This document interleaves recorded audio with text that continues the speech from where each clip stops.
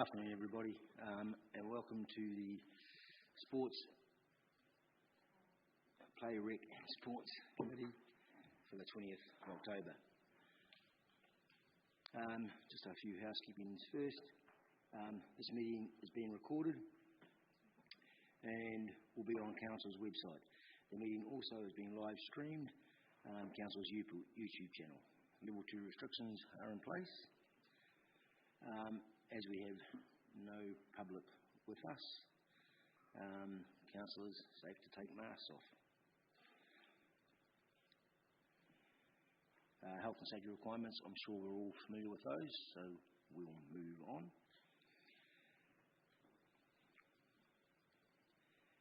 Councillors, our devices are working, so we'll use our devices and technology to vote and speak. Those online, if they'd like to use the online options to speak. When presenting, please give your name so those online know who's speaking. Excuse me, Mr. Chair. I'm just struggling to hear you. Would you be able to move your microphone closer? Thank you. That's unusual for me. I won't comment. Thank you. Thank you, Councillor. So it takes to the first item on the agenda is apologies. I have an apology from the Deputy Mayor for lateness away on Council business. Any other apologies? I believe Councillor Bowen. I'll move those apologies. Seconder, Councillor Harper. I ask you to vote, please.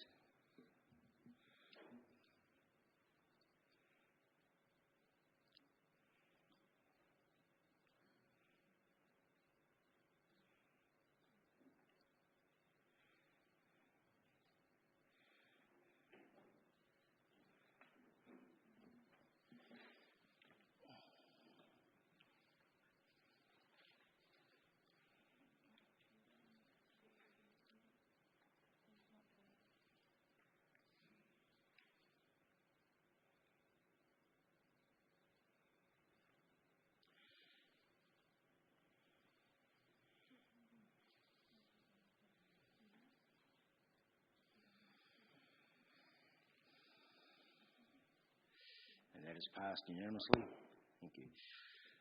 Moves us to notification of additional items. I'm not aware of any. Declarations of interest. Do we have any declarations of interest? Public comment. We have a public comment. Kylan Taylor will speak on behalf of Manawatu Gym Sports.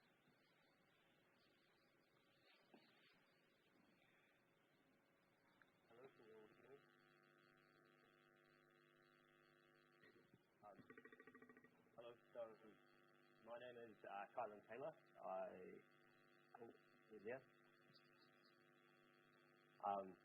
And I am the MAG head coach at Manawatu Gym Sports. So I've been asked to just give a brief rundown of the Nationals event that happened in July. Kylan, could I just ask you to start again, please? We missed the start of your presentation. Don't worry. So my name is Kylan Taylor. I'm the MAG head coach at Manawatu Gym Sports. I have been asked to come and talk to you about the Nationals Championships which happened in July. So basically the Gymnastics Nationals Champs comprises of the top athletes in the country with over 900 athletes across all codes in gym sports present. We were part of the team that represented the Whanganui Manawatu region, of which our team consisted of 7 athletes, 5 female and 2 male, all of which came from our club, except for one who came from Whanganui. The event took place in Auckland over the course of about a week, with athletes all competing at least once, and those that qualified for finals competing a second time. Competition rounds go for about 3 hours with people competing on for apparatus. Sorry, I will just try and get that camera back on. Is that going through? There we go. Sorry about that. So yeah, competing across 4 or 6 apparatus, depending on if they are boys or girls. So of the 7 athletes that we took with us, we had 4 qualify for the second day, and which is over 50%, which is really good. And to top it off, the team also brought home 6 medals. So we had Kayla Yum, who came first on beam, Zahara Slatter, who came first on bar, third on beam, Ajinkia Hughes, who came third overall for his level, and Grayson Sullivan-Jones, who came first on floor and second on vault. To top it off, the Nationals Championship is also seen as a testing ground to invite some male athletes into the 360 trial. So the 360 program is New Zealand's international development pathway for boys. It's essentially quite a coveted program with only the top 10 athletes at any given level in the country invited to trial. So of the 2 boys that went, both were selected to trial, of which one decided to take up the offer and the other one turned it down. So we took that boy down to Christchurch this weekend just past the trial over the 2 days, in which case there was 10 hours worth of testing, and we're currently awaiting the results on that. But overall, for one of the smallest teams going to nationals out of any of the regions, we're pretty stoked with our performance and see it as a big ups for the club, and it's something that we're looking on building upon moving into next year. And that's about all I have to say on that. Cheers. Councillors, are there any questions?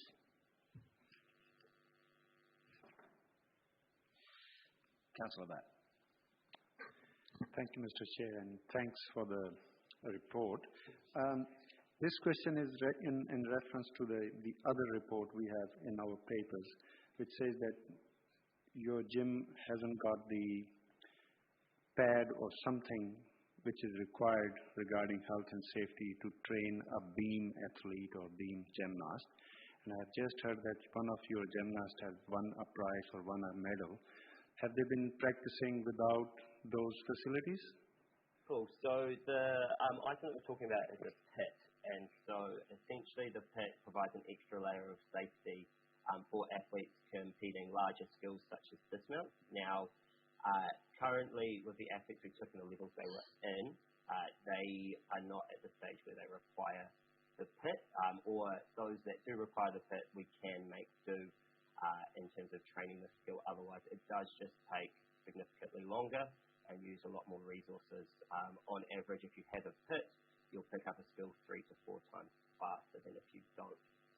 Now, as we move on into next year and the year following, all those athletes that presented really good results move up their skill difficulty, and that is when we start putting out bigger skills, bigger dismounts. That's when you do your double backflips and things, all of which the pit becomes paramount. Thank you, Mr. Chair. Thank you, Councillor. Any other questions?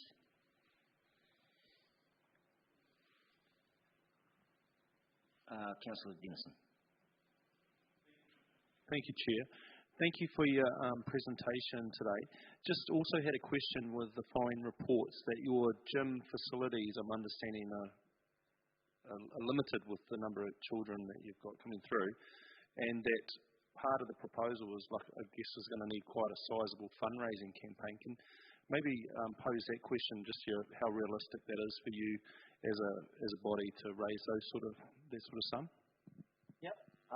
So essentially we've got a pretty strong history of fundraising currently, with the majority of equipment or national teams requiring some form of fundraising investment.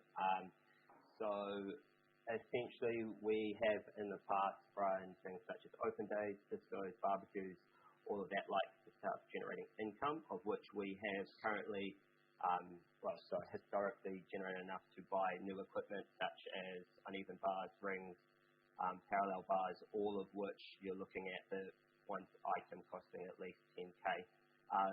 So whilst the fundraising effort is larger for a new building and require more investment, it's not something that we don't think is achievable, given the way that we've rallied together as a community. I'll often tell people, new parents who join in, that this is one of the most supportive communities that they'll be a part of in terms of sport, and that's largely because of this history of fundraising. Thank you, Chair. Thank you. Thank you. Is there anybody else wish to speak? I'd like to move and receive the public comment. Can I have a seconder? Councillor Harpiter. And I'd ask you to vote. Thank you. Colin? Yes, thank you.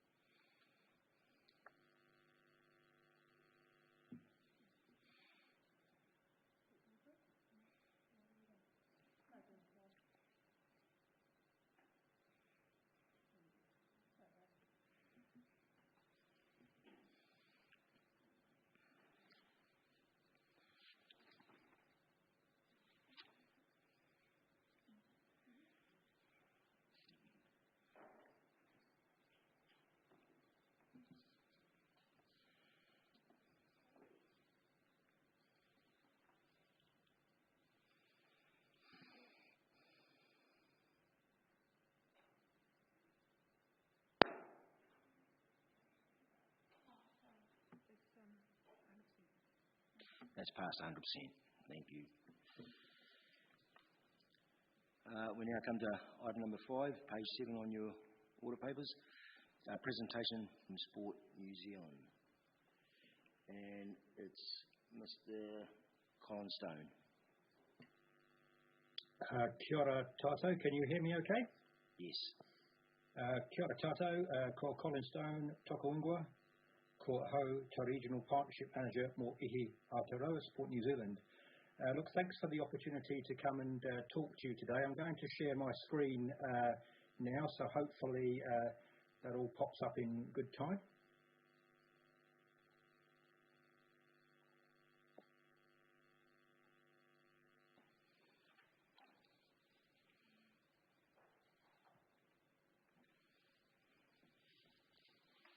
Right, that hasn't worked, so just bear with me and I'll try and get it up on screen.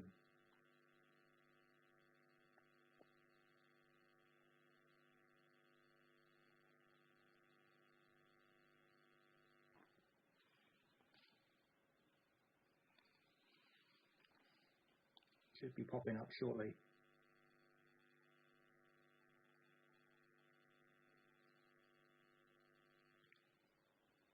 Has that come up? Yes, we have it. Oh, awesome. That's good. Okay, so look, I'm just going to rattle through 9 slides. The first slide is the one that you can see now, and the last slide is the thank you one. So really, there's only 7 slides to kind of work through. So what I wanted to do was just, I guess, reiterate the role that I play as the Regional Partnership Manager for the Central Region for Sport New Zealand, touch on and just remind everyone about the Sport New Zealand strategy for 2020-24, cover off the relationship that we have with Sport Manawatu, and then obviously talk about council, and then just leave you with some futures thinking as well, just to ponder on. So I guess in terms of my role, I'm the Regional Partnership Manager for the Central and Lower North Island for Sport New Zealand, so I cover the Greater Wellington, Wanganui, Taranaki and Manawatu regions, and really I'm the conduit into Sport New Zealand, and obviously focused in particular on supporting our regional partner, which is Sport Manawatu, so that we take a regional and collaborative approach to the play, active recreation and sports sector, and look at opportunities and challenges to really try and take a more joined up approach to our strategy.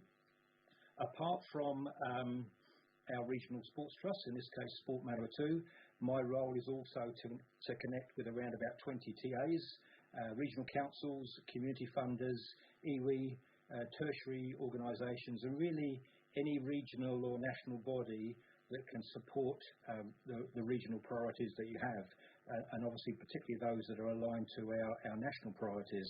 A lot of my work now is focused more and more on working cross-government, so trying to connect with my regional counterpart from other agencies.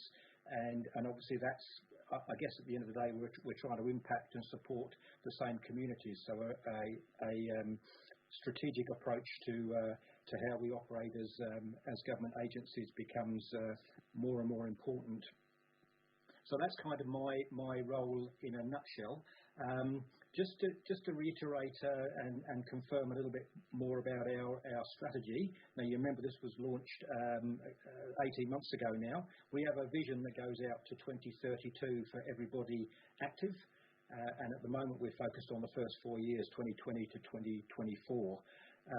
Stuff you probably already know, but just to reiterate, our focus is on Tamariki and Rangatahi. We've got declining physical activity levels, and as I'm sure are all aware, we have a major drop-off at those teenage years. That's not unique to New Zealand, but certainly it's an area that we're trying to, if we can't stem the drop-off completely, then certainly to slow down the rate of decline. Our strategy in particular also looks to focus on communities where the barriers to physical activity are greater. So some of those barriers: deprivation, disability, gender, young girls, but also ethnicity. Now, in terms of Māori actually, as young people participate as well as everybody else, but the barriers to participation and the opportunities available to Māori are that much more diminished.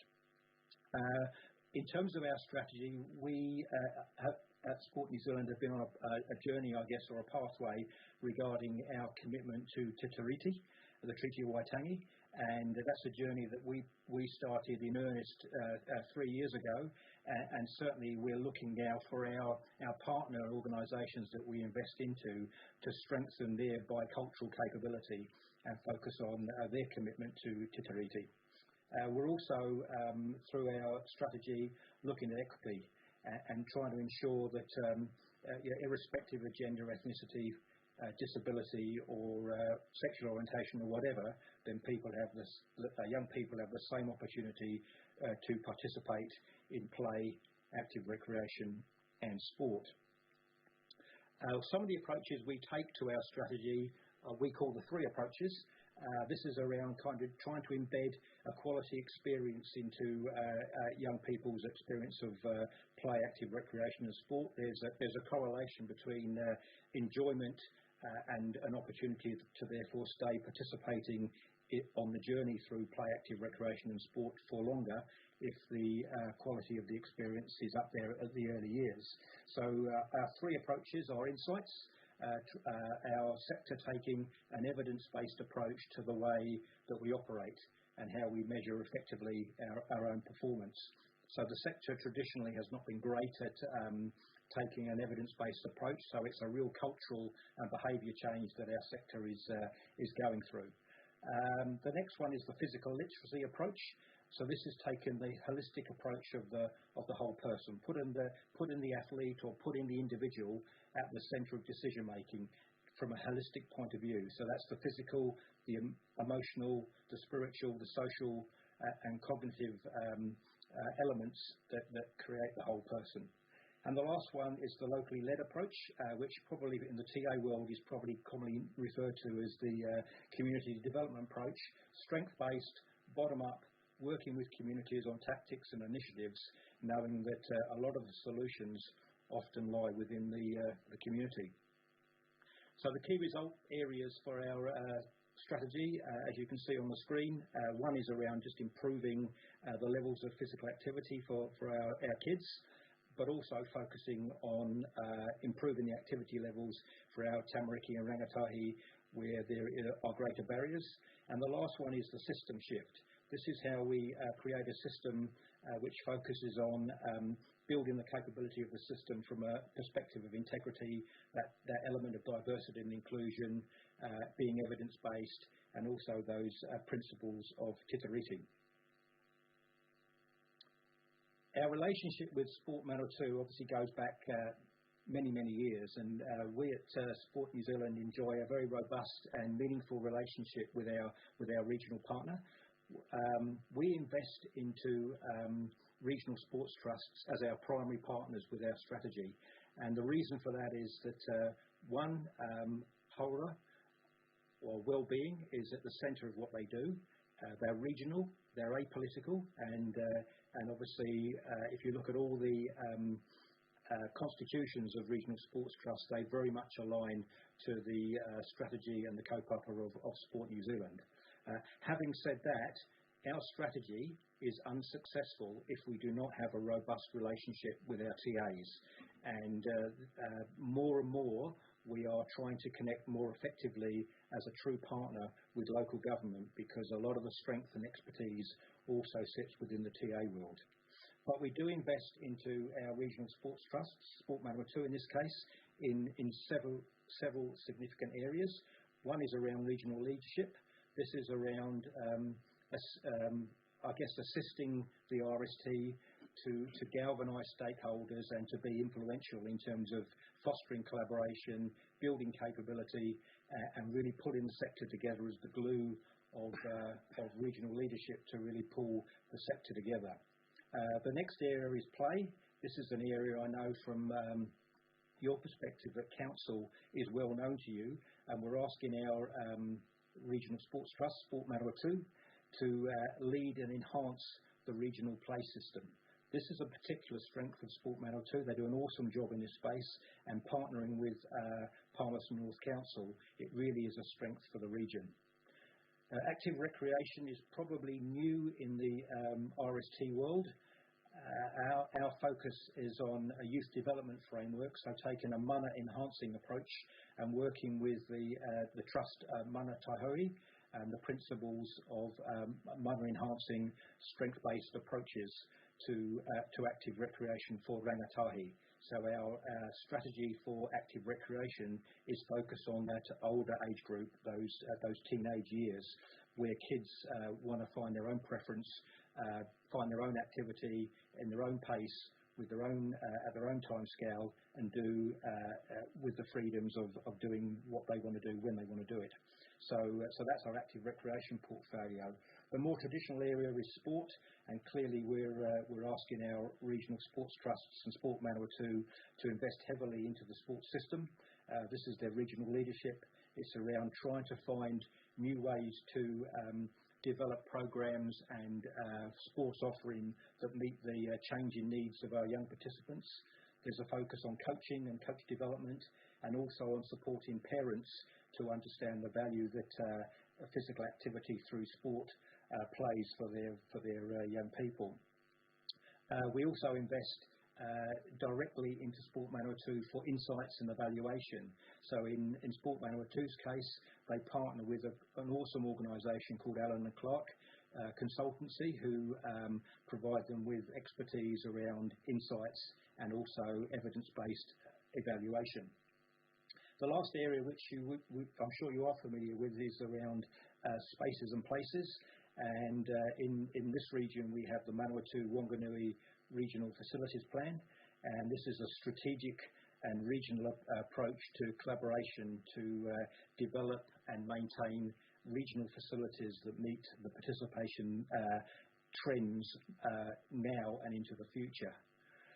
Coming up in the Manawatu region, we have a new investment that's going into Sport Manawatu, which is called Healthy Active Learning.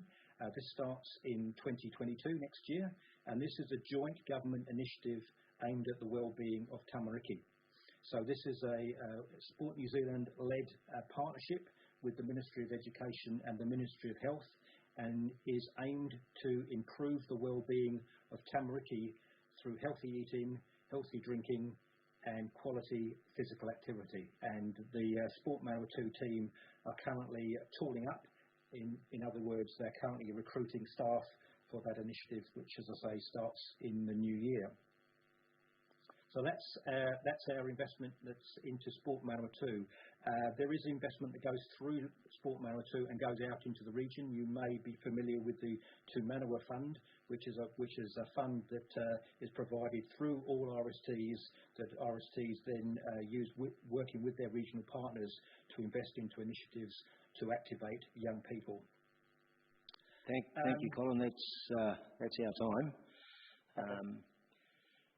So I'd like to Wayne? thank you for your presentation. Thank you. We appreciate it and appreciate your time. Thank you. Thank you. Nothing on the screen. There's no questions. I'll look to move the presentation. Do I have a seconder? Councillor Harper. And that'll be on my screen, so no comments, councillors. The Mayor, sorry. Thank you, Mr. Chair. I just wanted to thank Sport New Zealand for giving us an insight to what has been happening. Thank you, Colin. Thanks for giving us a rundown on how you're enabling Sport Manawatu to pivot to what's been an interesting couple of years for sport. As we know, events have been impacted by the current pandemic, and sport has had a topsy-turvy period as well. It was good to note that traditional sports come back. We see in some of our reports, but we see a little bit later, that membership of clubs has actually gone up nearly 2,500 in the last year in Palmerston North, and I think it's it's due to Sport Manawatu encouraging our regional sports organisations and clubs to get involved in the wider community. But just want to acknowledge they can't do that without the help of Sport New Zealand, so appreciate that. Thank you. Thank you. Thank you. Does anybody else have any comments? I'm not sure that my system is working. Councillor Dennison. Thank you, Chair, and thank you for the presentation. My question was around the regional facilities plan, and of course we've got one with Wanganui happening and progressing. Is there any others around the country that you know of that are actually well down the track and actually being used to guide investment for significant facilities? Yeah, absolutely. Of every region bar Auckland has a regional spaces and places plan or facilities plan, and in many cases they have been very successful at bringing agencies and organisations together to work in a collaborative way.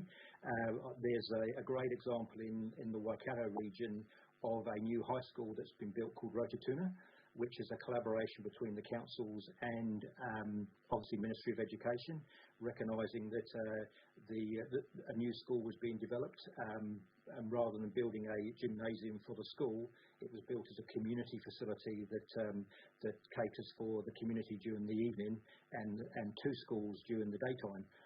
And has been a fantastic example of what can happen when there's regional collaboration. Look, there are many, many other examples in Taranaki, and I won't take up too much time, where we have a real collaborative approach to facility development. This has led to a significant, and I mean significant, a $91 billion sport and recreation hub that is currently being scoped to be developed, with council putting in New Plymouth Council putting in a significant amount of investment into that facility, and that's all been based on the due diligence and understanding of what was required in the region for facility provision moving forward. Thank you for your response. Thank you, Chair. Councillor Harper. Thank you, Mr. Chair. Thank you, Colin. It's Leonie Harper here. I just want to ask a question around swimming facilities and aquatics facilities. That's a real tension with us in our community, and our membership is really going up in this area. I just wondered where these facilities plans aid that for support from government in terms of getting funding. I wonder if these facilities plans help that, because we need funding for these kind of bigger facilities, and how can we go about getting that? Yeah, so the plan is the plan. So if the facility, whatever facility it is recognised by the region as being a priority, then that obviously stands it in good stead. We are not a funding agency for bricks and mortar ourselves, but we do act as advisors to the lotteries board. So through the application process that is made to lotteries, obviously we hopefully give items a positive response if they're recognised to be part of the regional plan. But making the point, of course, that Lotteries makes their own decision, but we certainly act as an advisor and hopefully provide good counsel to Lotteries in terms of where they spend their investment. Thank you. Thanks, Mr. Chair. Thank you, Colin. I have nobody else in the queue, so I'd just like to thank you for your support to Sport 102, your investment. We really appreciate it. Thanks again. Thank you. Councillors, I'll ask you to vote.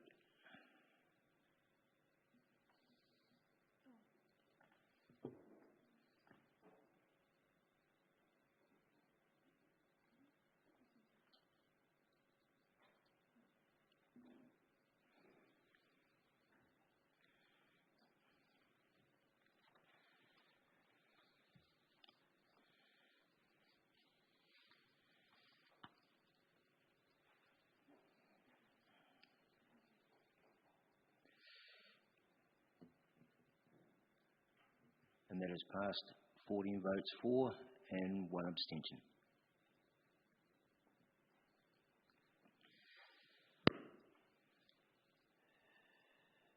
Brings to item number 6 on the agenda, confirmation of the minutes.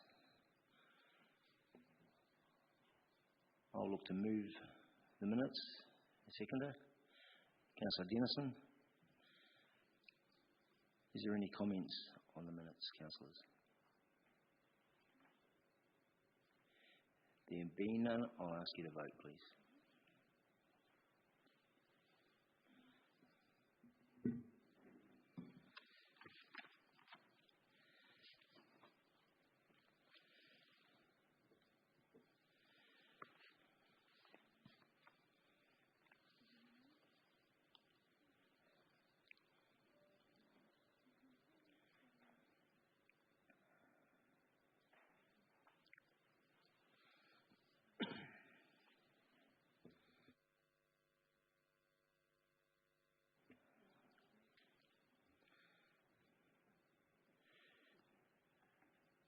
And that is passed, 13 votes for, 1 abstention. Brings to item number 7, page 13 on your agenda. Update of Manawatu Gym Sports Incorporated's proposal for a new gymnastics facility. Julian McDonald. Kia ora koutou, councillors. This report provides an update as requested on the facility investment process steps in progress in relation to the Manawatu Gym Sports proposal that you received at the last meeting in April.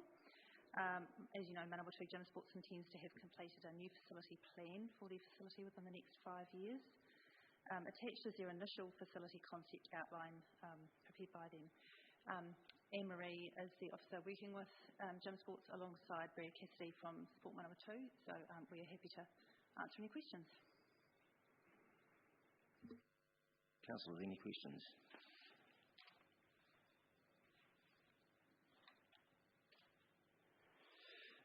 Councillor Butt. Thank you, Mr. Chair, and thank you, Julie. This report is indicating some estimates of their facility, which is $3.4 million, and it has also indicated in the report that these are 2016 figures. Do we have an idea what would it cost when it's going to be built after 5 or 10 years? All that detail will be in the next parts of the process as outlined on page 14 in terms of so all we have at the moment is a high-level facility concept plan. As we get further into the process, assuming it proceeds, there will be much more detail provided about that. So this is just summary brought out from the initial proposal. Okay. All right. Because I have read the report as well as the same figures are quoted in there, so I was interested in if there is any updated. Yes, so that figure comes from the Manawatu Gym Sports proposal. Mm-hmm. All right. Thank you, Mr. Chair. Thank you. Any other councillors' questions? Councillor Barrett. Thank you, Mr. Chair, and thanks, Julie. Just interested in terms of, I guess, the engagement so far with this organization, and my understanding of the funds that they have on board is they've done some fundraising to sort of start the journey. But I would expect that sort of as these stages are gone through, there's a reasonable amount of effort to traverse those stages. And how do we support organizations through that in a way that doesn't sort of bleed them dry of the hard-earned funds that they're actually trying to invest at the end, but gives us due diligence? Do we have ways of supporting organizations through that process?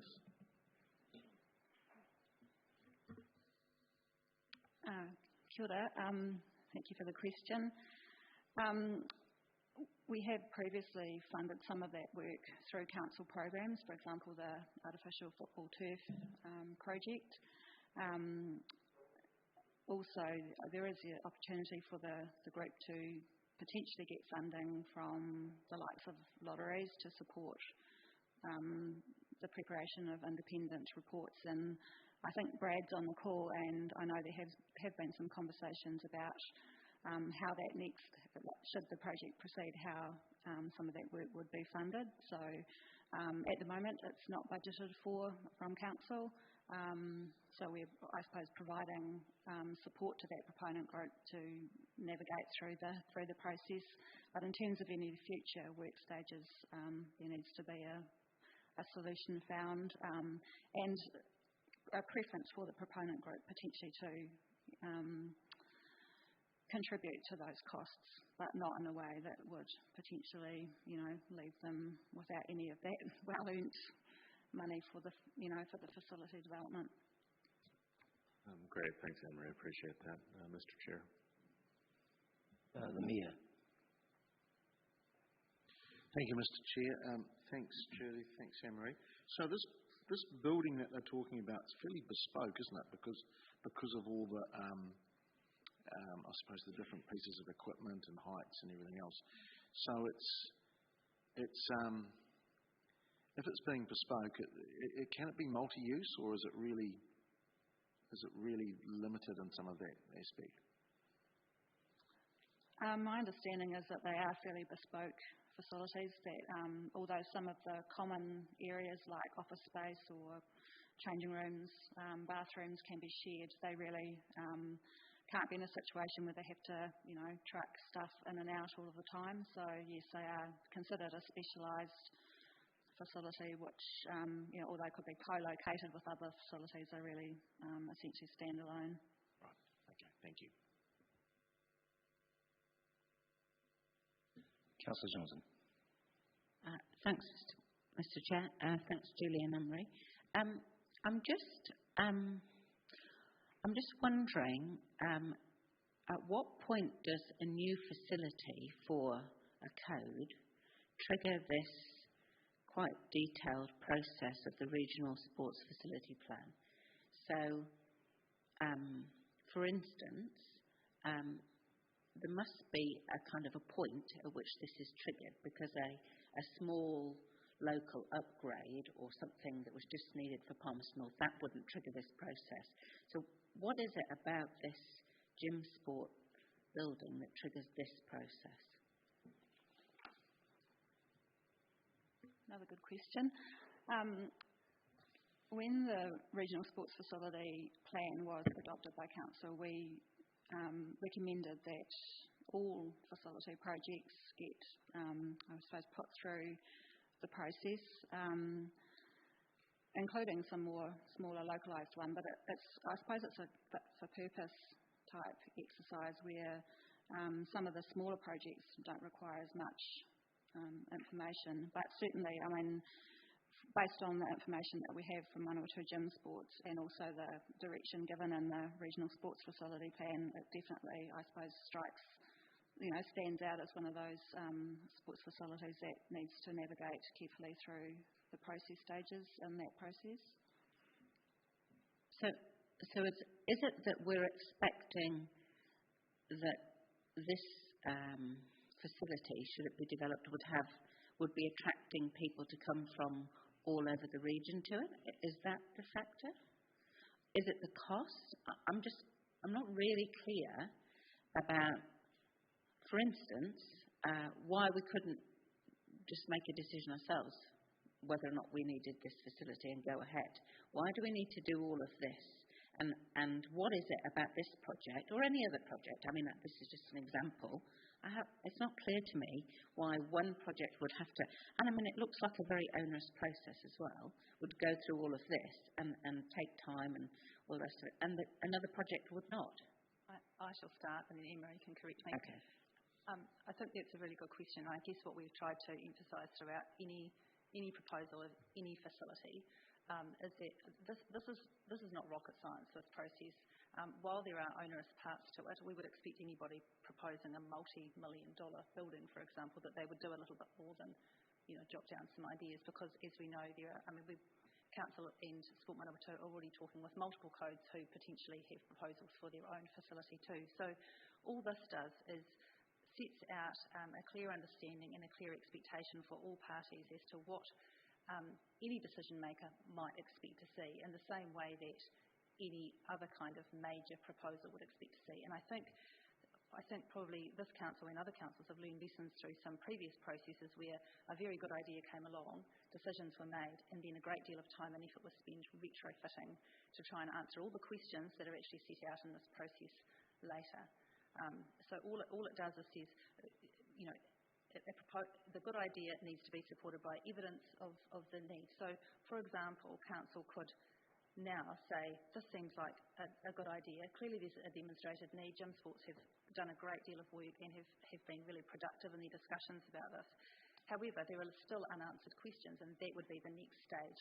So it is in their interest to answer those questions, so that if and when a new facility gets developed and they're fundraising for it and trying to seek grant funding and all the rest of it, they're really clear as to what it is that they're wanting. For example, location.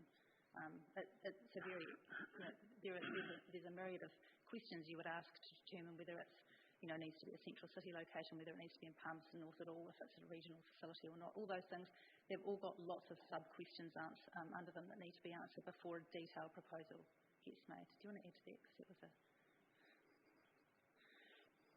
Not really, but having Colin on the call was valuable, I suppose, in terms of we need to, I suppose, get better at making decisions around what sports facilities are invested in. And at the moment, we part fund Sport Manawatu to help us with this process, particularly when there is a facility considered to be at a regional level that, does have there is a wider community of interest, potentially a much bigger need for investment, for there to be external funders, involved in the conversations. And Sport New Zealand, I know Brad's on the call. Brad has talked to Sport New Zealand, for example, to there he is, guide us through this process. They are a very important part of the set of stakeholders that need to be involved in this conversation, rather than individual councils, I suppose, going off and making their own decisions in isolation of others. So, Brad, I don't know whether you want to add to that. Thank you.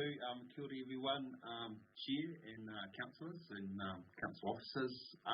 Just to add to the points that were raised from Councillor Johnson, I think it's really important that we go back to the really beginning and the principles behind why the plan was put in place. And while you might look at it and look at these developments through a PNCC lens, the whole idea is to make sure that we're making robust decisions that aren't just affecting this council. It could potentially be impacting communities in other neighbouring areas. What's unique about this, and it is a specialised facility under the current characteristic or classification, but Whanganui also have an asset. And what's proposed here also needs to, the facility in that neck of the woods also needs to be considered. So it's not just necessarily about what's occurring here within Palmerston North. So it brings the parties together. It also includes the national sport. So what's crucial is you have a hierarchy, and it needs to be, the national sport has to be considered, because they, in effect, also have a sport facility plan that guides decisions around what they're looking for and how we might be supporting those decisions. I think the other point to it too is that sometimes these things do pop up, and it's a credit probably to the administration. So I do want to acknowledge One or Two Gym Sports and the administration and their governance, because they've been going great guns. But what we've got to look back on are trends. We've got to understand where the improvements exist. But long term, when we talk about investment, it's not as simple as potentially sausage sizzles, where $3.6 million building proposed 3 years ago could be in excess of $5 million. If that group is looking for investment, that investment could impact on programs that you've identified within your LTP or 10-year plan. So that's why these projects need to be included to ensure that we've given due diligence to the plan, but we're also following the investment decision-making process. Okay, so can I have a quick follow-up to that? Thank you for those explanations. I suppose from my sort of quite simplistic view of this, are we then saying that gymnasts in Palmerston North, who currently have a facility in Palmerston North, could potentially be expected, their parents would be expected to drive them over to Wanganui or wherever else to a regional facility? Is that what you're saying? If the classification was of a regional basis, that could be correct under the current guidance of the plan. Our plan is unique is that it crosses 2 regional sports trust boundaries, and I guess we're in a process now of evaluating that plan to determine whether or not that's actually fit for purpose for our communities, or whether actually it needs to be separated. So in which case we might only look at a regional boundary of 4 TAs rather than 7, which includes Ruapuni, Rangitikei, Whanganui. That's the nature of a regional facility. If we look at CET Arena, we're not going to see that duplicated anywhere. It's not expected that we would duplicate that somewhere else. So if we're going to have significant fixtures, sport eventing, there's an expectation that from a regional, international view, national view, individuals would come to those sites. If I could just add. So as Colin has pointed out earlier, that one of the main features of this planning process is that there be partnerships. The proposal from Gym Sports is that there be a Palmerston North facility. So I guess that's the proposal that's being worked through. Because it doesn't make any sense otherwise. Okay, thanks, Mr. Chair. Thank you. The Mayor. Thank you, Mr. Chair. I was actually following on from Councillor Johnson's questions, and I totally understand we need to do a level of this work, but would Wanganui District Council put money into a Palmerston North facility? We know what the answer would be. So, it does beg the question, is it more sub-regional, where NDC would possibly do something with us, and possibly TDC and Horowhenua, but I doubt our colleagues over the rivers would, for obvious reasons. So, it's more of a comment, sorry.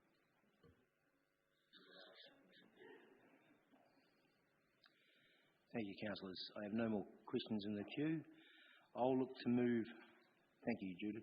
I'll look to move the recommendations that the report titled "Update on Manawatu Gym Sports Incorporated's proposal for a new gymnastics facility presented to the Play, Recreation and Sports Committee on the 20th of October 2021 be received for information." Seconded by Councillor Harper. Any comment, councillors?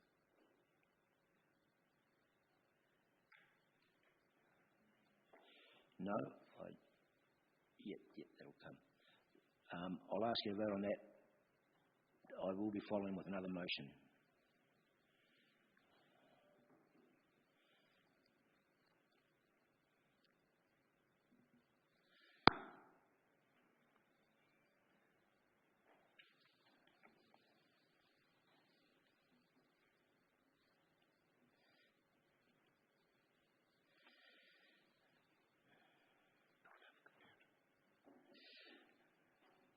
Okay, so the motion is from myself and seconded by Councillor Hapera.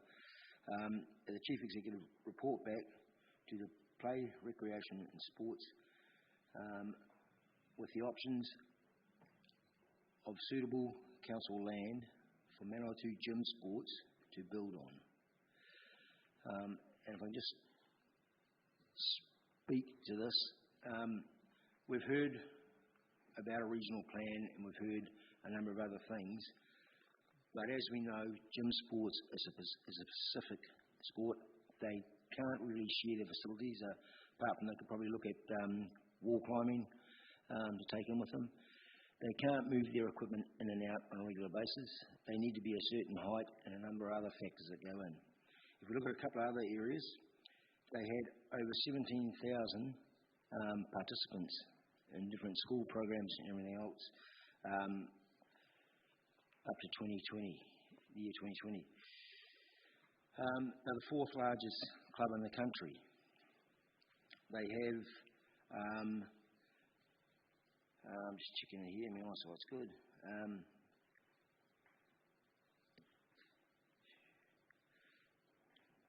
They're the largest numbers of female athletes in New Zealand and the second largest male athletes. These factors taken into account, all Gym Sports is looking for is an option on land from Palmerston City Council. They've said they will raise the money and build the build themselves. I think where we sit at the moment, we should be looking to honour their request and follow this recommendation and look to see what land is available, what options are there, and then put it back in their court to work from there. If you had a 7-year-old daughter that wanted to do gymnastics at the moment, they have a waiting list. The regional plan, this plan, that plan, the next plan that we've got there, if we put that into normal time, that child will probably be 17 by the time they get into gym sports. The opportunity's missed. The skill level required to be successful in gym sports requires starting at a young age to adapt, to learn the skill, to be able to grow in the sport. It's not something you walk into at 17, 18 years of age and decide you're going to have a crack at. So I'll leave it there and open it up to any other comments. Councillor Denison. Thank you, Mr. Chair. Just in regards to that recommendation, and thank you for circulating that list to members prior for consideration, but is there opportunity to ask questions of officers not realising that this was actually an opportunity to inquire of them prior to this recommendation? Yes, sorry, Councillor. Julie, would you mind?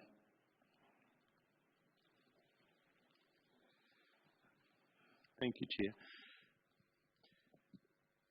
In the recommendation that we've just passed, I'm understanding that we've just received it, which outlines the investment process around 1 to 6 around the facility outline, and then we proceed and stop, moving through the preliminary, and I'm not going to go through each step. But what I'm understanding at the moment is Gym Sports have come to us with the facility concept outline, and we're going to do some more work on it to work out whether we proceed or stop. And then the next step would be a preliminary feasibility assessment. At what point of the process, can I just understand, would we start exploring land options in that 1 to 6 step? I just want to, because what's been proposed, I think, is superseding what we've just kind of taken note of.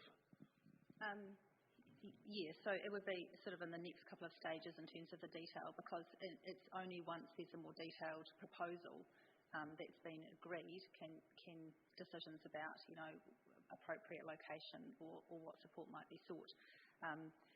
While Manawatu Gym Sports have made some really helpful suggestions and ideas on the table in terms of what they would see, in terms of how council officers would provide advice to this council about whether that should be supported or not. At the moment, we don't really have the detail. So I guess I don't think it supersedes it. It's probably more redundant as a notice of motion, and that work will be done in these next stages that you've already agreed as a process. I guess that's my follow-on question. If we were to advance something like this and start exploring for land and try and fast-track the process, I'm guessing at some point it's going to need the funding, and then they're going to ask the questions, have you gone through all these assessment steps and to give it the robustness it needs, and then if the regional sports trusts don't support it because it hasn't, for example, then it's going to limit their funding ability. I'm just understanding... I'll assume that's a question. Is it a horse before the cart? I'm just kind of understanding what this would do, this recommendation. Do you have reservations about this? So if we were to report back on this recommendation, if it was resolved, I guess it would sort of jump over some of the stages that we've already described are going to happen, because the officer advice would be for what, and what are the important features that gym sports are looking to, and all those questions will be answered by the next stage that's about to be done. So it could get a bit secular. That's clarified my concern. Thank you, Chair. The Deputy Mayor. Thank you, Mr. Chair. Just following on from that questioning, Julia, can I just confirm that this could just happen in tandem with the next steps already outlined? So I appreciate that this might be missing a step in terms of the report next steps. But is there any reason why this couldn't happen in tandem? I guess I'd probably see it more as contained within it. So I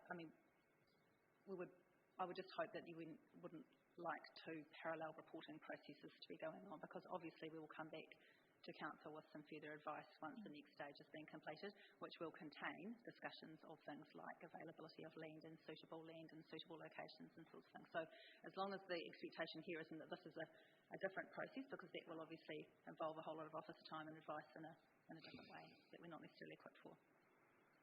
Okay, and because I guess my read of the resolution is it's just putting a resolution to effect of what you've already outlined in the next steps, which would also put it onto the work schedule of the committee. So it's really just confirming the position outlined from staff. Is that how you see this? Or is that the direction or the clarity you're after? I don't think it's helpful. I might ask Anne-Marie to make an additional comment about how it might fit in with a more detailed process that's planned next.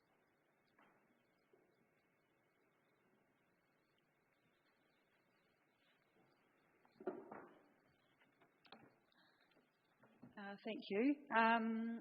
It is a challenging one, I suppose, to be absolutely clear about where it fits.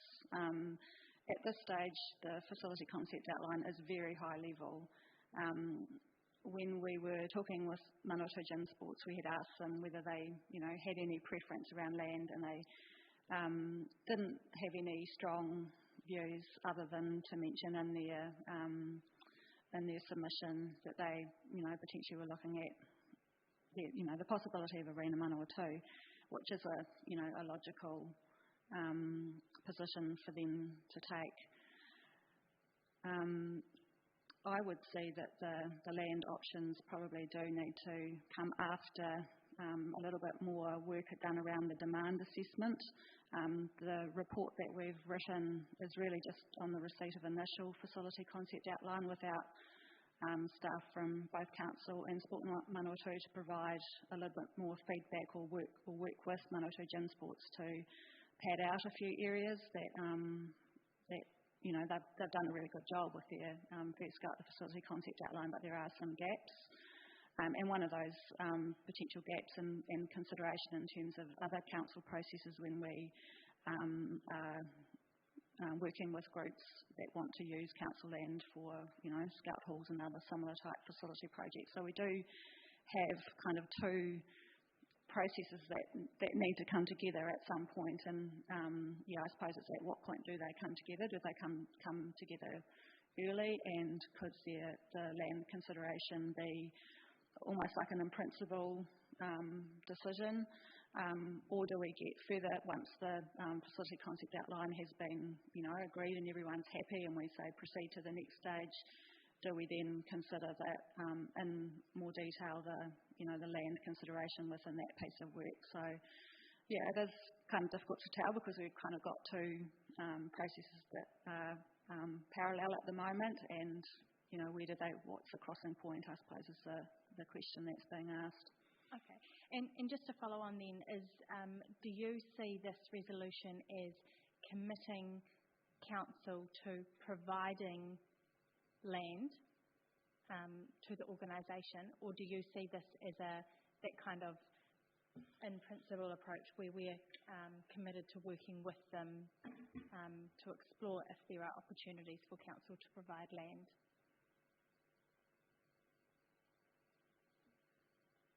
I wouldn't say that it's a commitment of support, but I guess, just to repeat my earlier comments, I think that this is just a subset of one of many of the things that will need to be addressed by council at some stage, and it would potentially be unhelpful to pull it out because land is just one of the things. Thank you. Councillor Harper. Thank you. I see this as a clear resolution for this, and I think that we should be supporting it for Palmerston North ratepayers. I think putting it into the regional facilities plan has made it quite confusing, but I think this is making it quite clear, putting it into the Palmerston North boundary, and that's what I think this does. It puts a clarity around it. So that's what I think we should be doing, is putting it into the Palmerston North boundary, and that's what this is doing right now. It is superseding some of these processes in here, but I think some of them still can happen in conjunction with this.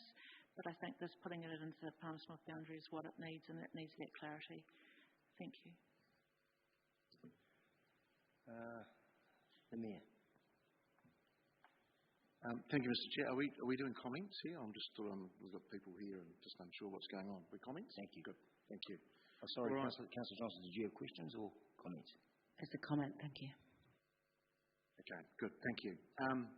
Look, councillors, I think some of the questions being answered from the officers were helpful in the sense that this is concurrently part of what we're doing. I'm a great believer in having a facilities plan, and I was one of the proponents of doing this work, but it can't tie us into knots either. And I think Councillor Johnson was sort of alluding to that a little bit. Let's be really clear. This facility is being built in Palmerston North. And it isn't going to be funded by Whanganui ratepayers, so let's be really upfront about that.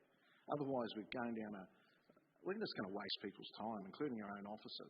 So they still will not get any funding unless, again, coming to Councillor Dennison, unless they follow some of this plan. But this is giving some little bit more oomph to their clear proposal to us. Otherwise, we're just sending them packing. Officers will go through this, and we'll be back here in a year's time having another chat about it. So I think we need to move on. This work can be done concurrently. It doesn't tie us down to anything because they have to raise a heck of a lot of money.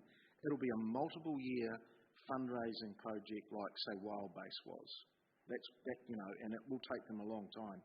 So for them to get off the starting base, they need to do the work in the facilities plan, but let's give them some sort of idea where the land may be.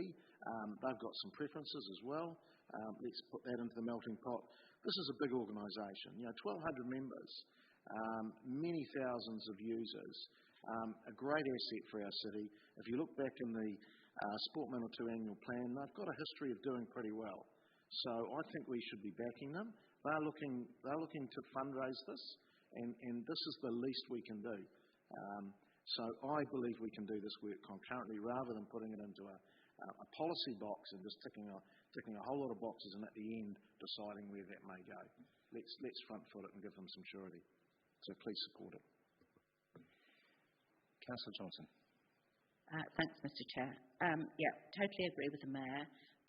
I think, to my mind, this is clearly a Palmerston North facility. It's not a regional facility that we're expecting other people to travel to.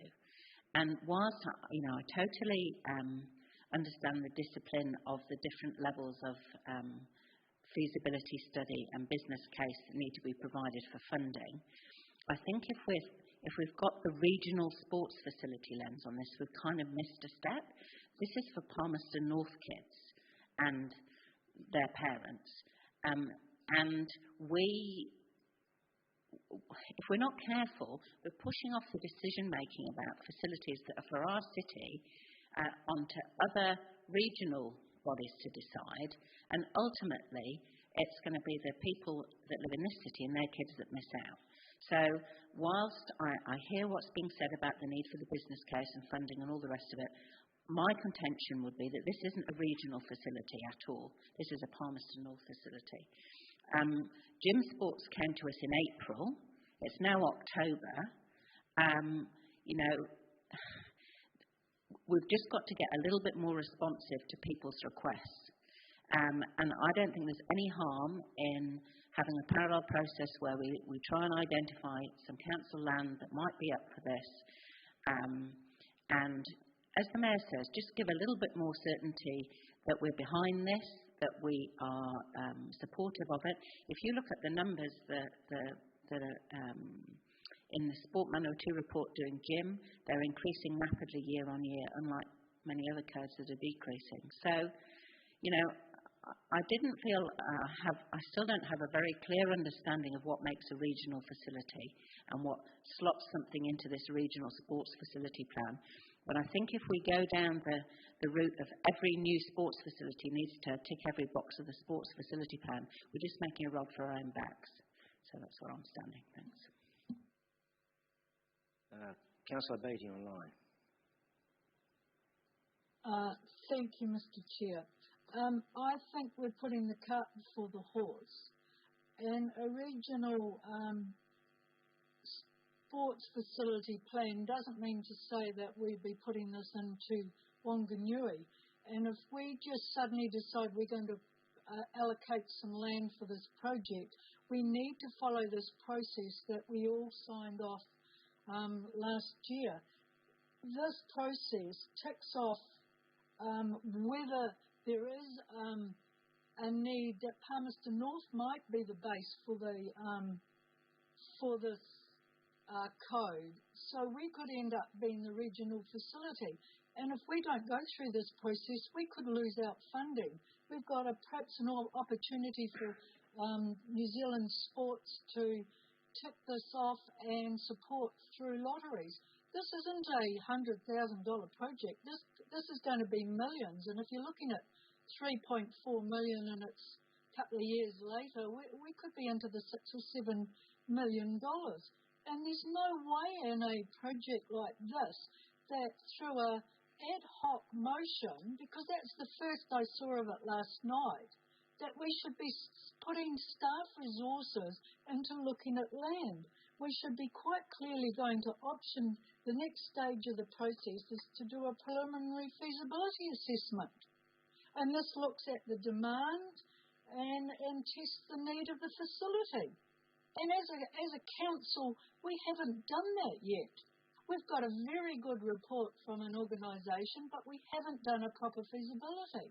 So you're going to tick off $6 million, which is what the facility will cost, without any feasibility or looking at possibilities of funding. What other codes in Palmerston North will be contesting this sort of money? Who is going to fund it? I can't see this organisation picking up $6 million.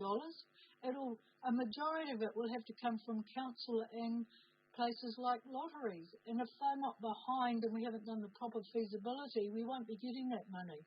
So no, I'm sorry. I understand the intent, but it's definitely, to me, not a process that we should be looking at investing millions of dollars into. We should be going through the proper process that we signed off last year. Thank you, Mr. Chair. Councillor Barrett. Thank you, Mr. Chair. Just to comment briefly, I actually have quite a bit of sympathy for what Councillor Beattie was saying and for the fact that we have gone to a lot of work to establish process on facilities in general in terms of recreation and sport. However, I'm quite comfortable actually to support this at this stage because I think, at the very least it does no harm, and at the very best it might actually help us be flexible in terms of timing around how we do respond to an opportunity that's coming our way. I cannot think of any scenario in my mind in which this facility doesn't end up in Palmerston North, so it's only sensible that we start to explore some options in that regard. However, and I think that might be the second however, I do think there's some serious work to be done in that parallel track. And as for instance, what the chair mentioned earlier on about it being quite a bespoke and niche type activity and facility, but there are some other potentials there, and indoor sport climbing does come to mind as another activity that needs some vertical and that we don't have catering for in this city. So I would be very keen to see that parallel strand being done, keeping a wide lens at this point to think about actually what could we draw into a facility, but no harm looking for land in the meantime. Mr. Chair. Thank you. Councillor Dingwall. Thank you, Mr. Chair. I was very on the fence with this one, and I have to say the Mayor and Councillor Johnson have managed to convince me. I think, for me, looking at this, they did come and see us in April, and I think it is important for us to look at doing our due diligence, I can't even say that word, that thing, but also, making sure that we are listening to the community as well.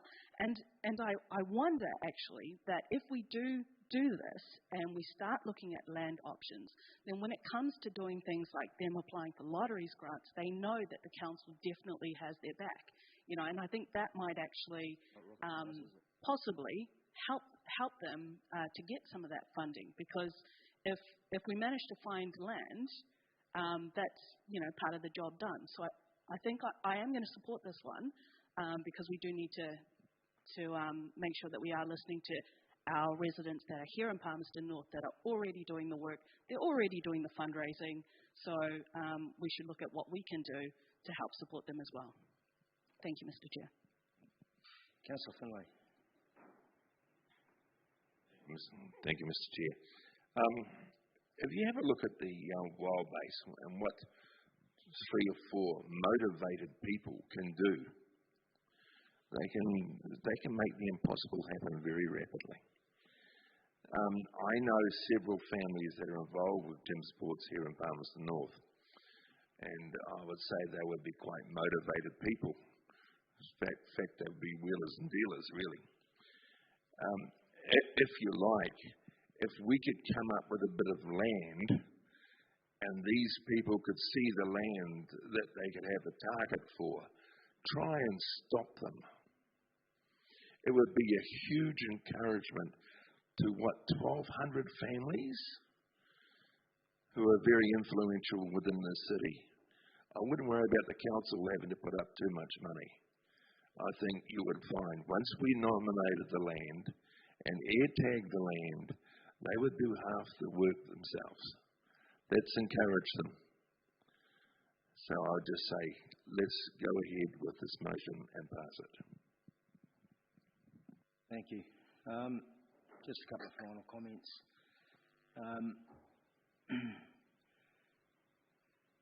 Councillor Finlay's pretty well touched on it, that the motivation. You've got a committee of people that are motivated to go out, raise money to build a building. If they get knocked back so often that after a while, time moves on, those people move on, and the opportunity is lost. All we're talking about, come back to the motion, which I think Councillor Beatty might have missed slightly, we're not looking at millions and millions and building a building.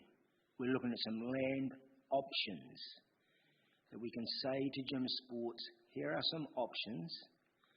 And they can go, yes, we like that. If they get some security and they go out for their funding and they're motivated, as Councillor Finlay used the word motivated, because they're seeing some movement, they can then go forward with their funding. What happens up the track happens up the track. But I see the list of facility concept outline, preliminary assessment, detailed feasibility assessment, and on it goes. Let's put that into real terms of real time of how we move here. Okay? We know we're years up the track. Tell me those people are still going to be motivated. And we've got a bunch of kids out there that are missing out. One of our goals is to have everybody active. We've got a whole pile of them sitting on the fence now waiting for some doors to open because there's no room for them. When we talk about investigating and looking at, I've been there a couple of times. I've met with them a few times and I've looked at their activities in there a few times. It is chock-a-block. It is jammed. Okay? They run an event and people are standing outside the windows watching in to watch their kids perform because there's no room inside for them. Okay? So I don't like to use the terms, but I will. It's a no-brainer. I think looking at some land options and giving gym sports some motivational tools to say we're supporting them, we're behind them, I think this needs to go ahead. Thank you, councillors. There's no more questions or comments. I'll ask you to vote, please.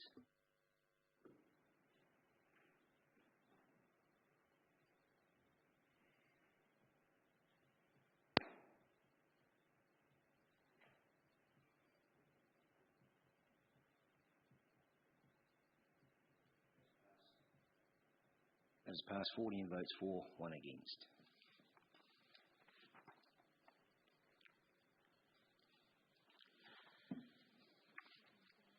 Brings us to the next item on the agenda.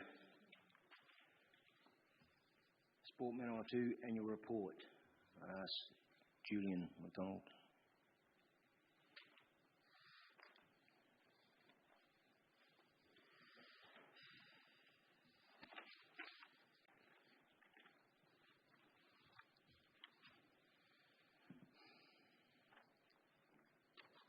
Thank you, Julie. This report can be taken as read. Happy to answer questions, Emery or I, but I believe Brad has a presentation from Sport Manawatu. I think Trevor Shaler is an apology today. Any questions on the report, councillors? The Mayor. Thank you, Mr. Chair. Thank you, Julie, Anne-Marie. Probably more for you, Brad. Keep you active in the background there. Has COVID, we've seen the traditional sports struggling and some individual codes have really flipped and flopped. But actually, it seems to have come back with a bit of a vengeance in terms of the numbers overall. Why is that? Is that COVID? Is there a bit of people wanting to get involved in things? Kia ora. It has. I think if we look at the 19-20 period, there was certainly some unknowns when COVID rocked us the first time. There was a longer period that we were in sort of level 4, 3. That did have initial impact on some of those numbers, and I think probably more was about returning back to activity. Certainly there was an increased jump, and this is also supported by national information of active recreation, the use of shared pathways, more of those recreational assets that we've got around the city. But as we've come out of that from July onwards, there was some haste to try and get back to some normality. That being said, there is or has been some delay in some of rangatahi, so secondary school kids coming back into activity, and that's probably also consistent with what we're seeing at the moment. Young people, our tamariki, our youngsters, 5 to 12-year-olds, they're certainly buzzing at the seams. It's probably more about parents sorting the taxi service out. So, and to be fair, and I touched on the point that you made earlier around some sports have made big surges. I know that certainly if I use golf we're struggling before COVID, but if you recall, that was one of the activities that you could do, I believe, during 3. You earn your own bubble, but membership has actually increased as a result of that. Indoor sports, a little bit slow to return, but of course, if we look at now, that's been significantly impacted because of the bubble sizes, and more recently we had the cancellation of the secondary school basketball nationals. So, there's winners and losers. What what we're seeing though is that active recreation is playing a big part to try and compensate for those in our community that value the competition. Brad, it's just come to my attention that you had a presentation. Do you want to go ahead with that? Yeah, look, if you don't mind, I'll be 5 minutes. I did want to introduce councillors and the chair to Victor Romero, who he is our Palmerston North Rec advisor, and so he's going to sort of really touch on some of the main points. We've got 4 slides we want to rock through. So what I'll do is I'll share my screen.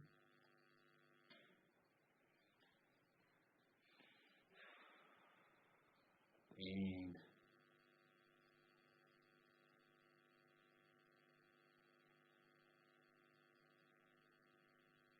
hope that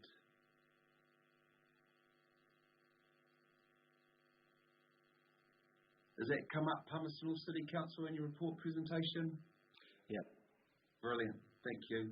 So, of course, these have been our partnership plan outcomes. 4 areas and obviously a number of different activities interspersed within each of those outcomes.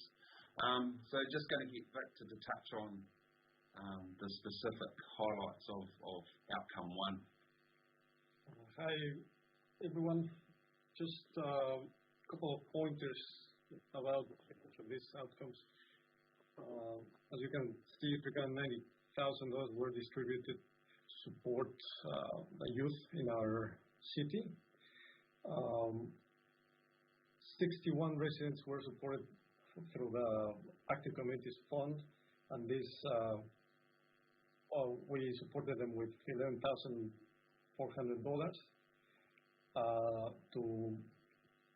to help them pay for fees, mainly in the shape of memberships or otherwise. We also supported them with uniform costs and with equipment. With the equipment bit, we are lucky to be in association with Replay New Zealand, which is a charity that was just funded by a neighbor, Denise McLean. Thank you, Brad. And she recycles sports equipment, and she's been a great help to our mission of keeping people active. 233 children attended the Sport Now 2 Summer Holiday Program.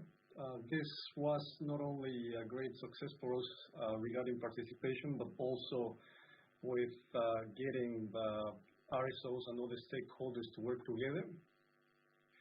And finally, we had 278 people, out of which probably most of them were council workers, participating in the Workplace Challenge. We had 8 teams from council, and it was a huge success as well for us.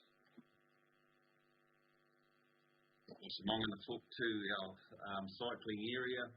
You'll notice probably 2 figures that you'll see in your report. The main one for us that we focus on is the 966 students, so that's grade 2. That effectively reflects trying to get more school children on our roads using our networks. In addition to that, for those schools that we don't necessarily engage through Bike Ready, we try and support them, and we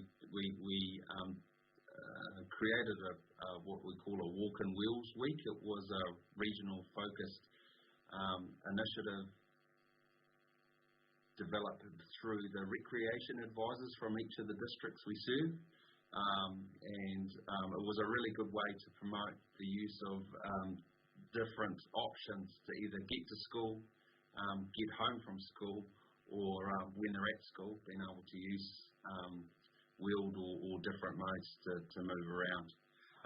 I did want to draw your attention probably more to the survey information that we captured from a couple of the schools. I guess to give you context, you might ask why we chose these schools. To a larger extent, what we want to be able to do is make sure that the kids in those schools have bikes. If they struggle to have bikes, it makes it really difficult long-term and sustainable-wise to get them to continue to ride a bike.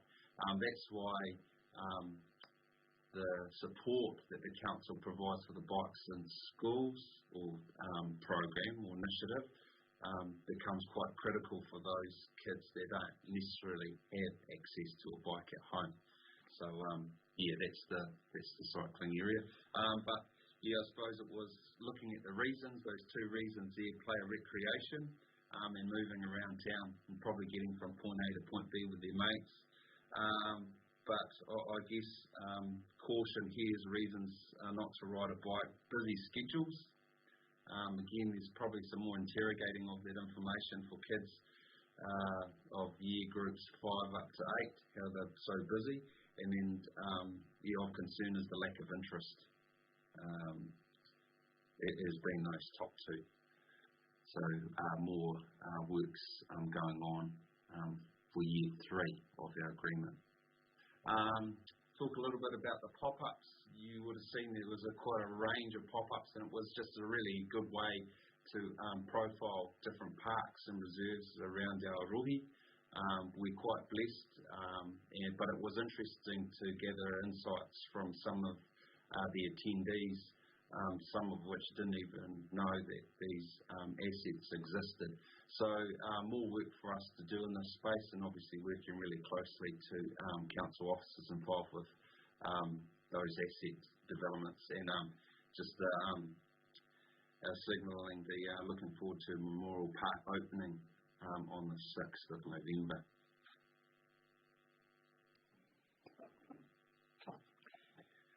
And finally, with the Sports Event Partnership Fund, we supported around 27 events. We had 3,175 participants who were local, 8,532 domestic, and around 18,000 spectators from both domestic and local, bringing to the local economy over $7 million. Awesome. Just conscious of the time, just a couple of current priorities we're looking at the moment. Recruitment. We said farewell to our chair, Shane Harris. He finishes 12-year tenure with the board, acknowledging his mahi and his contribution to play, rec and sport, the community, but also his governance experience and how positive he's been to help us guide through the next strategic plan. We're looking at results-based accountability workshop, so probably addresses some of the points in the officer report around measures, improving those. Colin Stone from Sport NZ touched on the Healthy Active Learning Initiative. We've got Walk and Wheels coming up in November, and a big one for us is evaluation of the RSFP and also the CT Arena Master Plan review. So that's bubbling away. Look, happy to answer any further questions. I'll just bang out of this here. Thank you, Brad. Thank you. Councillor Hancock. Thanks, Mr. Chair, and thanks, Brad and Julie. Look, just going to the annual report there, Brad. Your pages 16 and 17 there, you've got 4 tables which kind of relate to demographics and the relationship with deprivation. I just wonder if you've got any thoughts in terms of how that data might actually be sort of presented differently. Look, certainly we're most open to feedback what that looks like. I guess we collated that information through Allen and Clark. So again, part of what's been highlighted is our ability to analyse that information, provide it in a way that's easily readable. So look, we're certainly open to ideas and suggestions around the things that might be helpful to you as councillors to make that simplified. Yeah, thanks, Brad. I suppose when I actually looked at that, I thought that perhaps graphing it might identify some hot points in there in terms of age groups and the relationship with demographics. But if I may, Mr. Chief, just another further question. Just in terms of Active Roslyn, that sounds like a challenging project, and that's, I guess, around sort of the trust relationship between Sport Manawatu and, of course, the people that live there. Do you have any other thoughts around sort of resolutions or timelines in terms of how that can be progressed? And are there any similar targeted programs around New Zealand where we can actually perhaps reach into some best practice? Yeah, certainly, and I know it's been touched on before. What's really important is, and we were really conscious that we didn't want to start something and then simply disappear. It's been quite consistent that that's probably happened in the past. We keep regular engagement or maintain regular engagement through the Church on Bogle. I think we're also conscious to make sure we continue to be engaged with Roslyn Reach, because they do quite a bit of work within that community. Just acknowledging the chair as part of this conversation. But I think that's going to be ongoing for us, and it's dare I say it, it's a continued exploration around how we as an organisation, how we can do things well, but conscious that we can't do everything. That said, we've moved into conversations with Awapuni, so Rotary. Again, a similar type of level, but we're just conscious we don't want to leave Roslyn in the dark by starting something here and then moving off to somewhere else. What it might require us to do is figure out how we resource more individuals to support those local champions. This is what the project's been all about, identifying those local champions and understanding what support they need that we potentially can provide. Yeah, great, thank you. And the second part of the question was, I guess, around Sport NZ, actually, their relationships or partnerships manager talked about a similar kind of approach. So are there other sports entities around New Zealand that are actually trying to do the same thing in terms, I guess it's around improving community wellbeing and its sports role in that, I guess? Yeah. Individual sports, I guess, have their own communities or sub-communities within a larger geographical area. I know that the RSTs are actually having this discussion now around how they work more collaboratively to support priority communities. That sort of are just trying to work out principles of how they intend to work together, because that's got to flow on to the areas that they need to identify. I suppose what we've done is we've identified particular suburbs within our local area that we feel could benefit through the work we do. So there's a lot more networking opportunities for us to support, and I guess the holiday program was one such example. Admittedly, what we could potentially do or explore beyond that is how might that look through a more suburb lens, not necessarily requiring those individuals from suburbs to attend a program where they can't access. So I'm not sure if that covered your second question. Yeah, pretty good. Thank you, Brad. Cheers. Thank you. Thank you, Mr. Chair, and thank you, Brad and team. My question is about the most active community.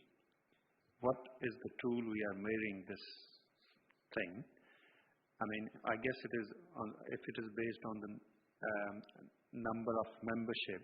So, do you think a person playing field hockey has the same level of activity? 70 years old person playing bridge, sitting on the table? Yeah, look, it's a really good question. It's been an area that we've, and I guess this is where insights come into the equation of how do we actually track participation levels. And what we have identified is that there's actually a range of sources that we have to collate from. That's sometimes one of the issues or the challenges that we're left with.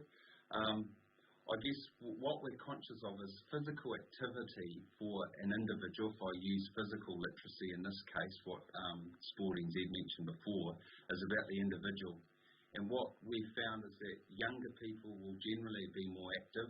What we're seeing is that changes when they get to secondary school, and towards secondary school levels, there's I guess a value change, and it probably goes more towards the social and more of the well-being, fitness type side.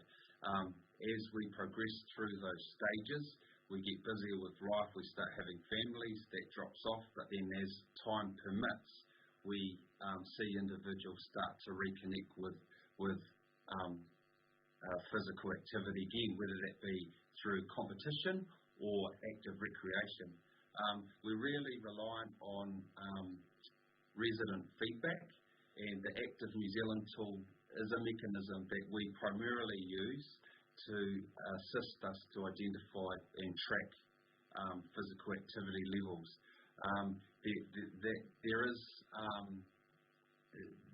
There are sort of what I'd argue caveats to that, because it relies on having a large sample size to respond back to those questions. There's quite a few questions within that survey, and that may be putting some people off. Other ways that we try and track, and the council has its own resident survey that sort of looks at parks and reserves, how well it's doing, but again, it's connecting all those pieces of work. We're trying to get better at doing that, and I think that's where we're just conscious that we're doing lots of stuff activity-wise, but it actually puts greater stress on the resources needed to gather the evidence to tell you about the impact. So that's what we feel we're going to have to change. Great. Thank you. Thank you, Mr. Chair. Thank you. Councillor Johnson. Thanks, Mr. Chair. Thanks, Brad.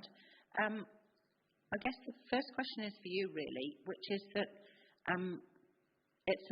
obviously you provide the Sport Manawatu report, which includes outcomes that have been achieved through other funders, and staff have provided a kind of a detailed analysis in attachment 3 of success measures in the PNCC Sport Manawatu agreement.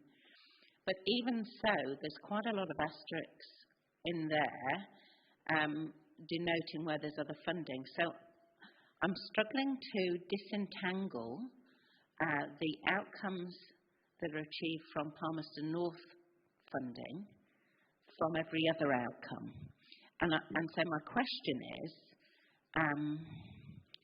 when you've got your funding coming in from all the different sources,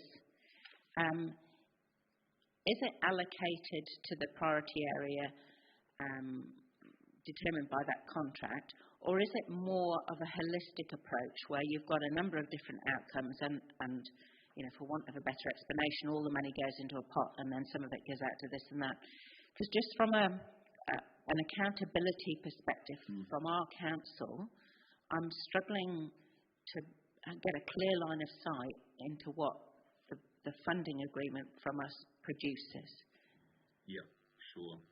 They're good, they're valid points. I think there's a combination of what you've just highlighted there. There's leveraging within the funding we get across the different revenue. And I suppose in addition to that is the specifics that are agreed in relation to the set outcomes, so the 4 outcomes. Some of the activities are covered by the other areas, other revenue, but specifically, I suppose, and I guess that's what's been highlighted here is from a council perspective, it's more narrowing down what are you getting in terms of return on investment of your own dollar.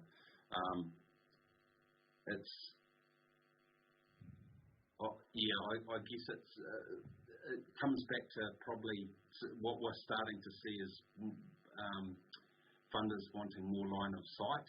Yeah. But the challenge that we do have with that is that often is representative of one person doing all the work, or two people doing all the work. Then what we probably have to clarify through our funding agreement is actually we've got to reduce the number of activities and just focus on one or 2 points within the outcome. Yeah. And in fact, that was what I was coming to next, is that we've given you a very long list of outcomes, all of which have been, most of which have been met to some degree. But would it be simpler to focus on fewer outcome areas from your perspective, I suppose? Yeah, and to be fair, it's, we've been discussing this with Anne-Marie as the conduit between council and myself, and then obviously it's escalated up to the GM level and our CEO. You must have known we've got a hui on Friday. Maybe this is one of the subjects that are talked about, but I certainly acknowledge what you've highlighted, and certainly it's been top of mind for us. And to be fair, I can also add, we've had to mature, and what I mean by that is we previously focused on widget counting, and now we've had to look at so what impact are we having, not just in relation to the throughput, but that's going to also look at maybe the social value area. So what equity of dollar value are you getting for what you put into us? That's the discussions that we're having. We're just trying to figure out a way to bring that into this partnership agreement. Well, that sounds great. Thank you. Thank you. Councillor Harper. Thanks, Mr. Chair. Thanks, Brad. I'm on page 60 and 61 of the report.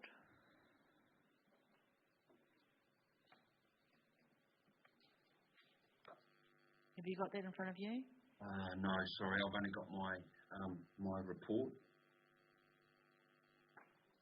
So, Emery, he doesn't have that in front of him. Could you just provide me with the subject? Okay, so the subject matter is about Sport Manawatu is allocated 737,500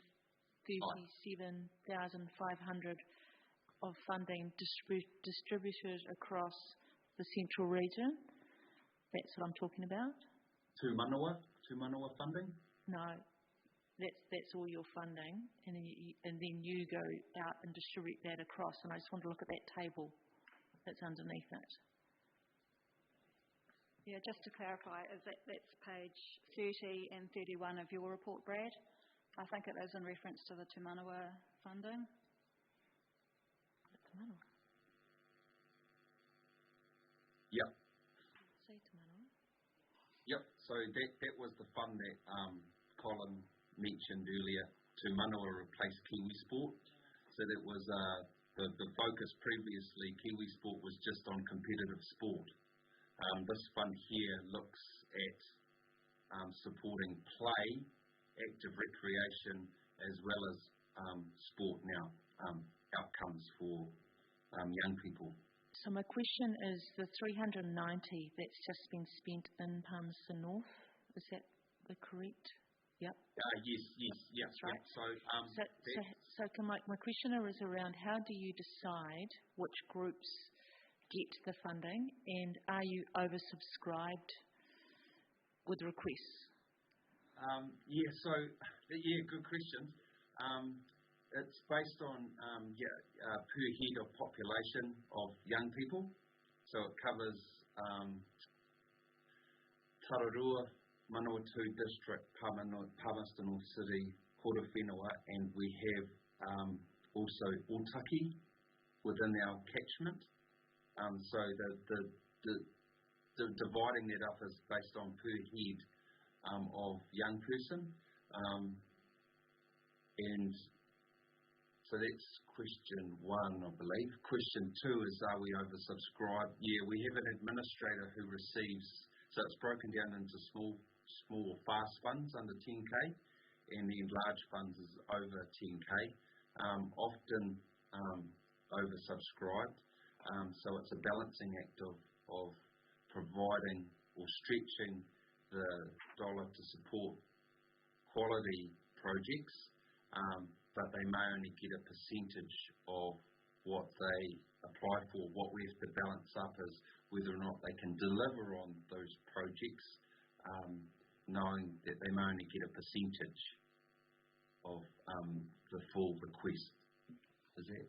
Yep. So just one specific question. The HND Community Trust got 56,000, which I thought was quite a lot compared to a lot of the other groups. It just seemed quite a lot of money compared to everybody else. Yeah, there was there's probably multiple projects within that allocation.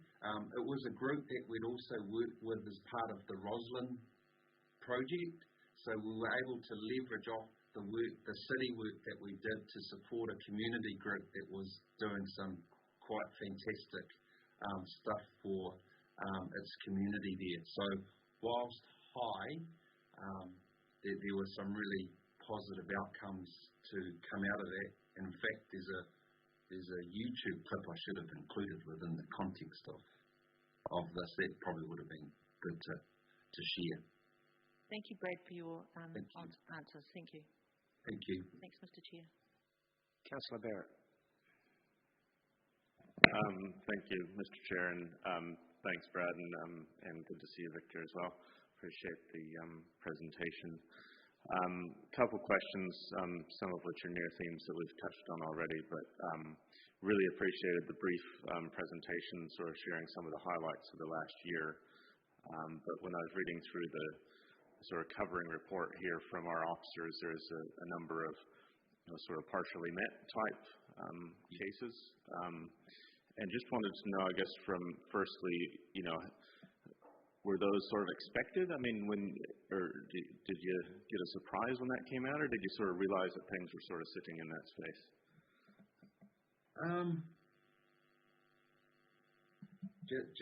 I guess, just to clarify your question, is that just in relation to whether things had been met or whether additional information may not have been drawn or included within the report to support the... Yeah, so it was the officers' report around the key performance measures and commenting on those, how well those had been met from Sport Manawa 2. Yeah. Look, I mean, the relationship is we operate on a no surprises policy. And I think we, of course, appreciate the fact that when things we aren't doing well or haven't met those expectations, that those are raised. But I think part of the process is to identify solutions to address those. There's probably pieces of work that we've not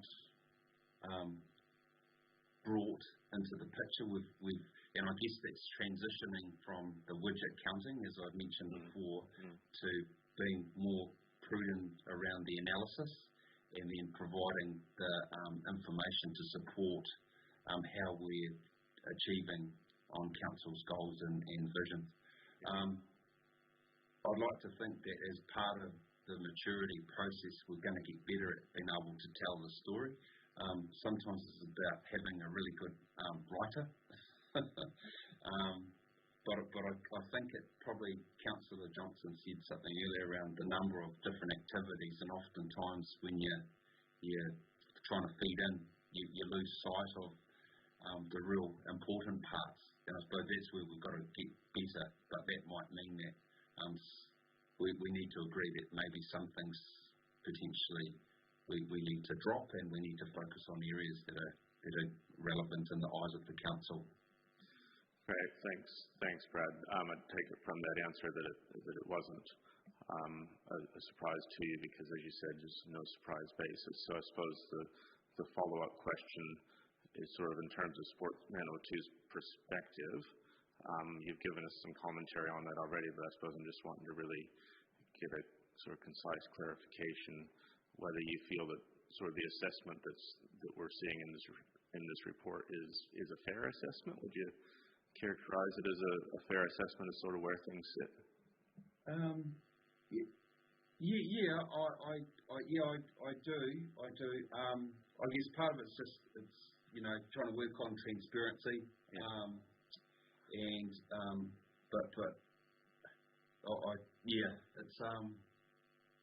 There are some things that we should have done differently. I'd admit that, and probably you'll see those changes going forward. Great. Yeah. Cool. Thank you. Just one further question, building on what Councillor Butt was talking about before in terms of the numbers and the counting and how that's done. And I was interested sort of in that active recreation type space where with parks and reserves you sort of did a bit of an estimate that was current, but with the cycling numbers you just sort of used some quite old data. Like 2018 data was in there about cycling numbers, and I just wanted to know sort of if you have a view around the value of older data that might be slightly more accurate versus current estimates that might give us a sense of a direction of travel, even if they're not sort of right on the money? Sure. I guess, annually is probably more relevant, but I guess we've agreed in principle that some of the information we capture was based on the 3-year agreement. So, it's almost like what did it look like at 2018 or 2019 when we started the partnership agreement? Because again, it was quite a change from the original to what is it going to look like at the end of 3 years, how we report back, and what are we likely to see. So, it's probably in response to what I've mentioned to Councillor Butters. There's things that can be done in an annual period, and obviously what we're trying to do is report longitudinally around long-term interventions or assess long-term interventions alongside the measures. It's continuous improvement. Thanks, Brad. Appreciate the answers throughout there, and your just being here to engage with us on that, Mr. Chair. Go ahead. Through the Chair, just to further clarify that, were you referring to the appendix on the measures, the plan measures that Council or content in the Sport Manawatu report? I think it was actually in the appendix, actually, yeah. Okay, so that was provided by us, not Sport Manawatu. I suppose what we did in this funding agreement was separate out those things that we would provide or that we would measure and those things that Sport Manawatu would measure. So yes, there was a problem in the active transport being able to update those figures because we were reliant on the census data for that, and obviously there hasn't been a census between now and last time we reported. We have a similar issue with similar but not the same issue with the physical activity measure, which is might help answer.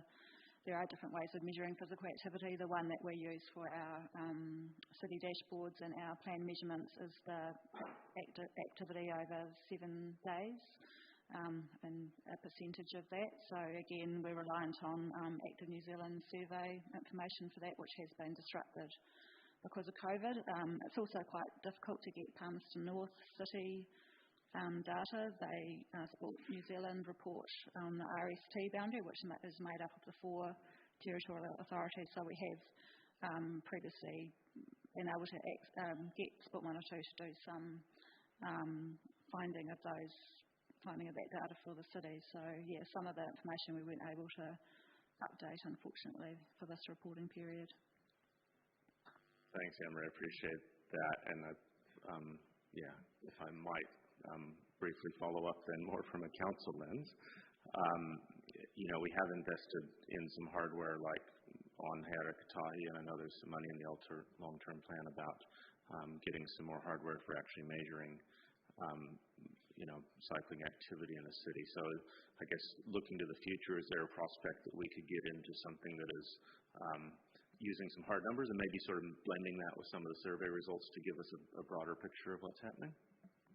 Ideally, and yes, Michael Bridge has been talking to us about the measurement program, which I think would definitely help our reporting back on some of those harder to find numbers. So you would definitely hope in the future we can provide better reporting. I'm not sure whether Julie wants to add. Of course I want to add. Just to note that we would want to have a balance of locally gained data with the national comparison, because that's how you get an assessment of how well Palmerston North is doing in terms of tracking and how active it is. Because if we only have a blunt number of something that's measured within our boundaries, then we have no way of knowing whether that's a lot or a little. So yeah, both and, I suspect, is the answer. Great. Thank you both, Mr. Chair. Thank you. The Mayor. No, my questions have been asked. Thank you. Excellent. Thank you. Thank you, Brad, for the presentation. Awesome. Thank you. The report was totally thorough, and you had no problem answering our purely questions. So thank you.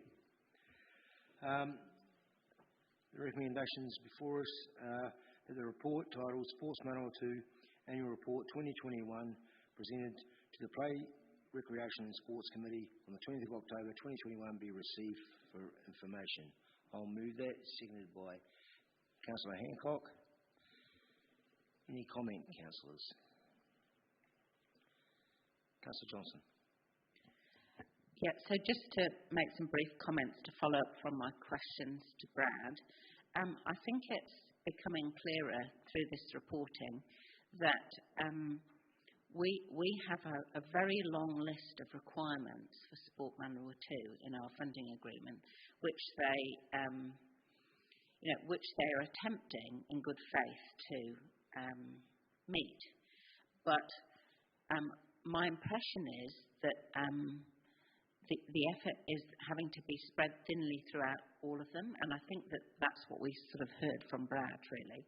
And I understand that there's going to be some talks about the future agreement, but my comment would be it would be better to have fewer measures that we can keep a clear line of sight of, that we know that our funding through the City Council funding to Sport Manawatu is going towards A, B and C, and we can clearly see those things being achieved, rather than trying to have a very comprehensive list of things which is actually quite difficult for them to achieve, and which they need to use funding from other organisations to help them achieve, and ultimately it doesn't lead to a very clear picture for us trying to work out accountability for the funding. So I think that I've got the impression that that's been taken on board, but I just thought I'd follow it up with a comment. Thank you.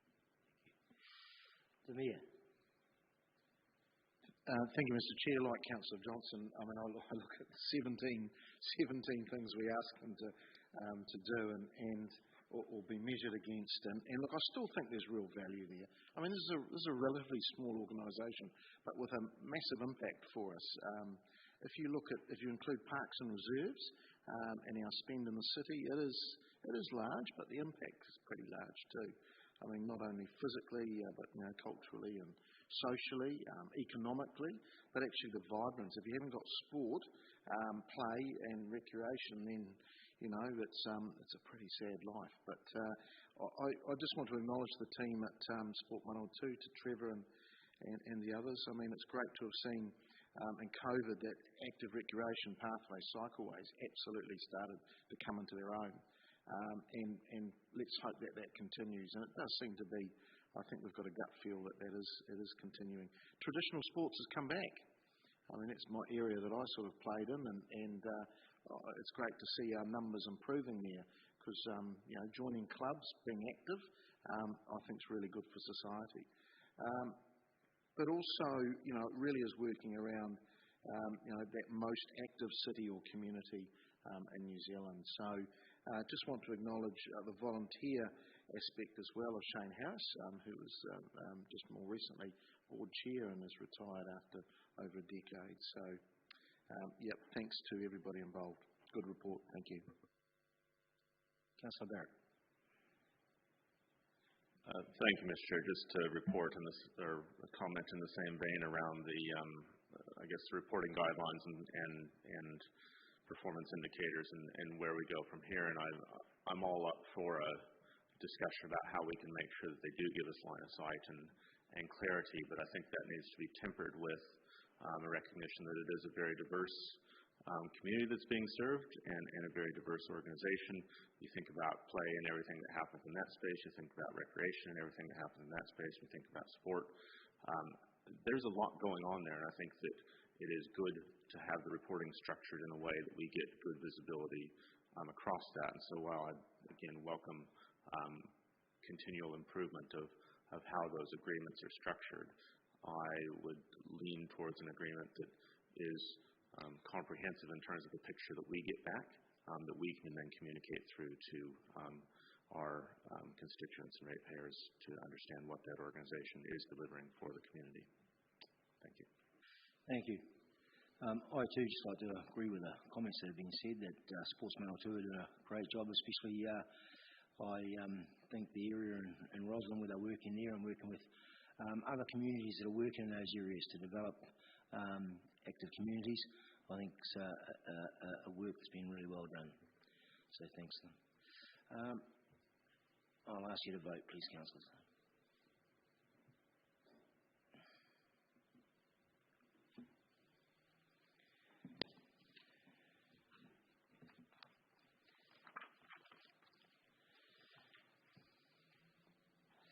That is carried. 15 votes for, none against.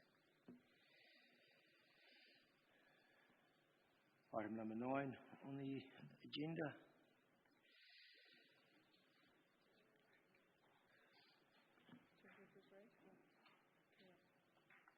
Okay, staff have just asked me for a break, so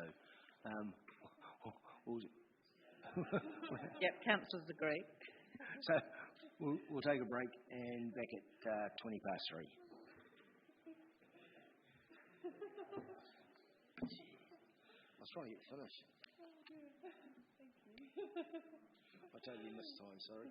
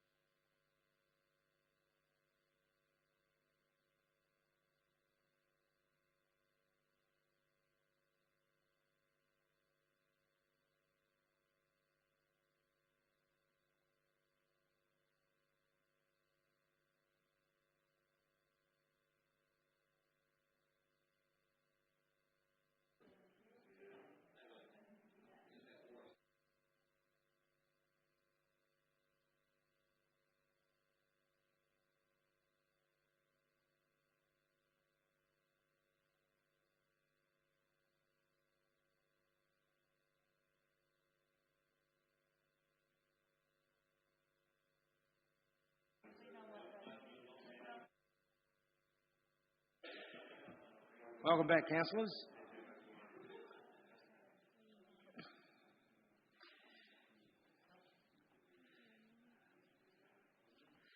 Our next item on the agenda is the Sports Event Partnership Fund review and Sports Event Retention and Attraction Plans.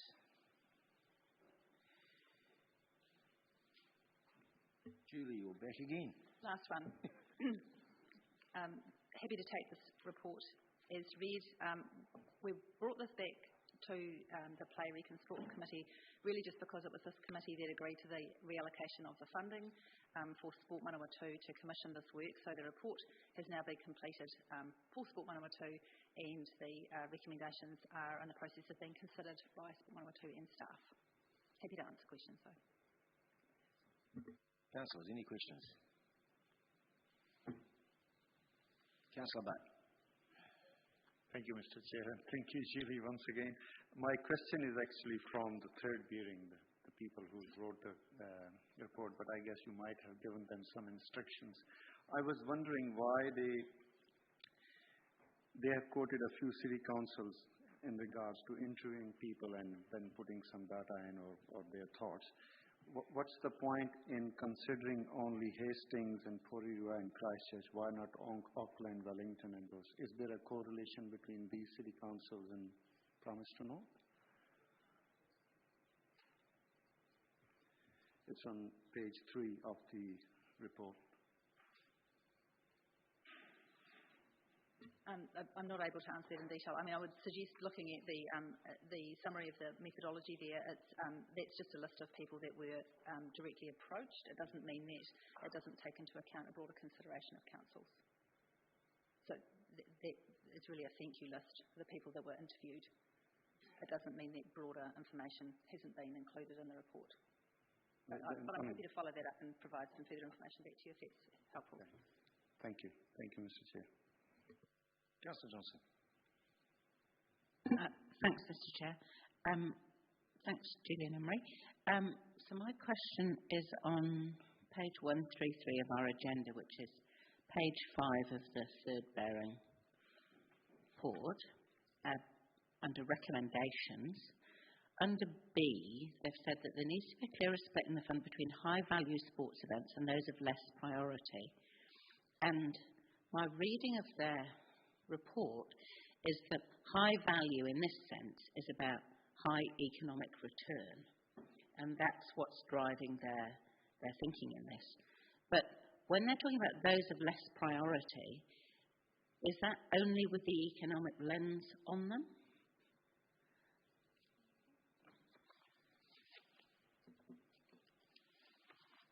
So I guess when they're talking about splitting the fund between what's high value and what's less priority, is that judgment based solely on economic return, or are there some other factors in that?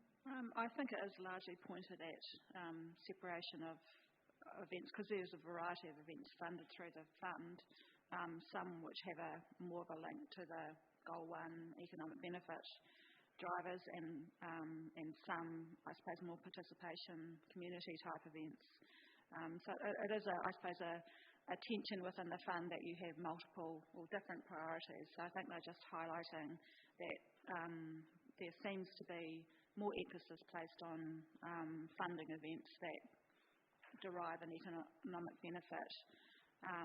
But I suppose also that's not to say that other events can't also be funded and they provide different benefits. So I think they're just highlighting that within the fund there's quite a variety of funds with different priorities.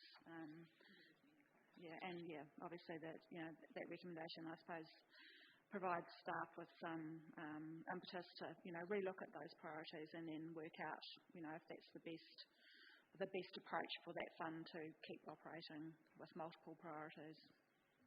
Yeah, because I guess my concern on reading this is it just seems to have that economic benefit lens. And we heard this afternoon from our Sport New Zealand rep that a bottom-up approach, solutions lying with the community, is the approach that they're taking to get communities involved in sport. So if we take just an economic benefit lens with this, what are we losing here? Is community sport just not going to be funded through this anymore? Does it have to go somewhere else? Or I just don't quite understand. Yeah. This is events funding, and I think that's one of the issues that sports events often aren't providing local participation opportunities unless there's those leverage events associated with them. There are some other events like FKIC, for example, that do get funding from this fund. So, again, there's a tension within the fund about what is the priorities, because it has very much been about the secondary school events, but with these other things. So it's a little bit dependent on what applications are also coming forward. When the assessment panel can only, I suppose, look at those things, as they come up. And I suppose it's another, recommendation in the report that there needs to be probably a little bit more, of a strategic look about how those funds are allocated. And I suppose the link, which we've made reference to in the report, is through the support and funding policy, where this fund is contained within, and potentially there is going to be the opportunity for the community to provide feedback to council on whether or not we should make the fund more of an economic focus or less, or more community focused, so trying to get the balance better and how we, I suppose, administer the fund accordingly depending on those priorities. And if I can just add to that, because the genesis of this has been that economic benefit and a high performance sports event that comes to Palmerston North doesn't make a whole lot of people take up that sport necessarily. That's not its purpose. It's a thing you go watch, or it's a spectacle. And I think that's why some of this discussion needs to happen with Sport 102, whose primary purpose is about activity in the community, and that's the tension that this report. That's why it was commissioned, and these recommendations are going to be really helpful for working through that, alongside what should the fund be for and all the rest of it. And as Anne-Marie has pointed out, it does sit alongside other funding. This is not the only capital S sport funding. No, I suppose I do just have that concern about what happens to those community events, we'll call them community events, that are funded through this at the moment, if these recommendations are accepted. So, and you're saying that the opportunity for community feedback on that is through the support and funding policy consultation? Well, I think at the moment the driver for that fund is economic. That's its strategic driver. What this report says is actually it's a bit more complicated than that, and there should be some clarifications. So there may well be some recommendations come back through the chamber. Okay, thank you. Councillors, are there any other questions? No. Thank you, Julie. Anne-Marie, thank you.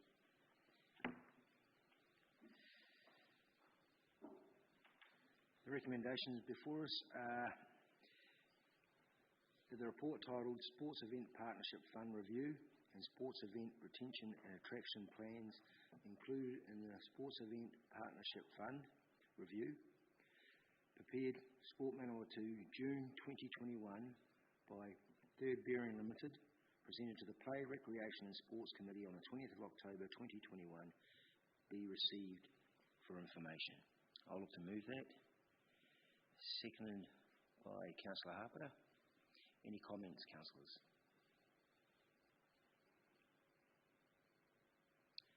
No? I'll ask you to vote. Thank you.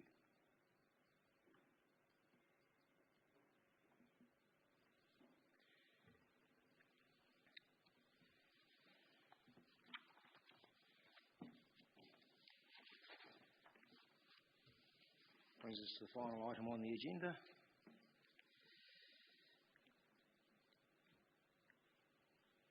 The work schedule. Oh, sorry, the result has passed, 14 votes for, none against. Final item is the work schedule.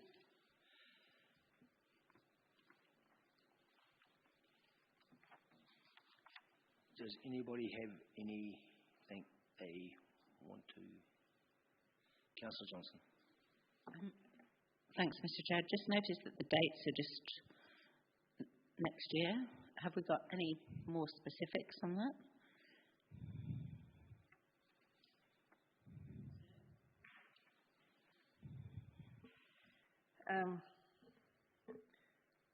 Through the Chair, other than the progress reports, which are regular or annual, and we can add those in, the shade audit has been moved to, well, is planned for after the summer so that we can essentially audit the shade over the summer. So that will come in either, April, May sort of time to enable us to do that work. At the moment, we're scoping it to make sure that it's the last one was literally, is there a tree or not? So we're trying to define the scope a little bit more meaningfully, but it'll be after the summer. Thank you. And the play policy implementation?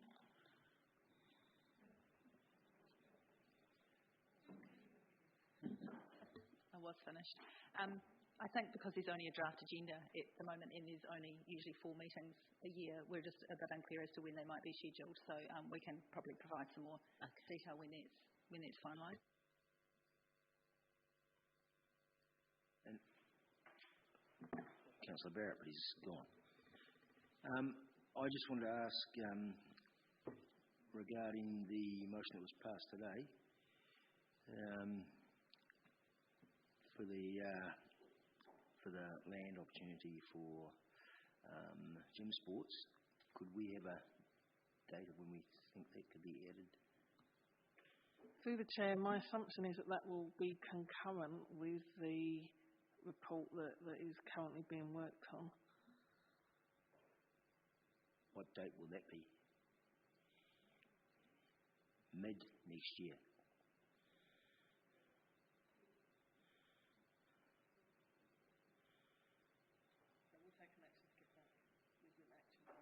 Okay. Thank you. Okay, so with no further questions, I move that the Play, Recreation and Sports Committee receive the work schedule dated October 2021. I'll move that, seconded by Councillor Hancock. No. I'll ask you to vote. Thank you.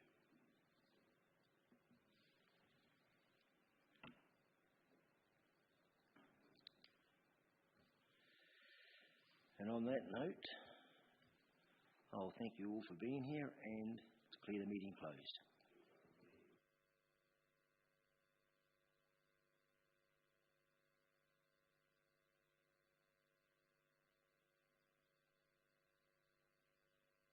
And that was passed 100%.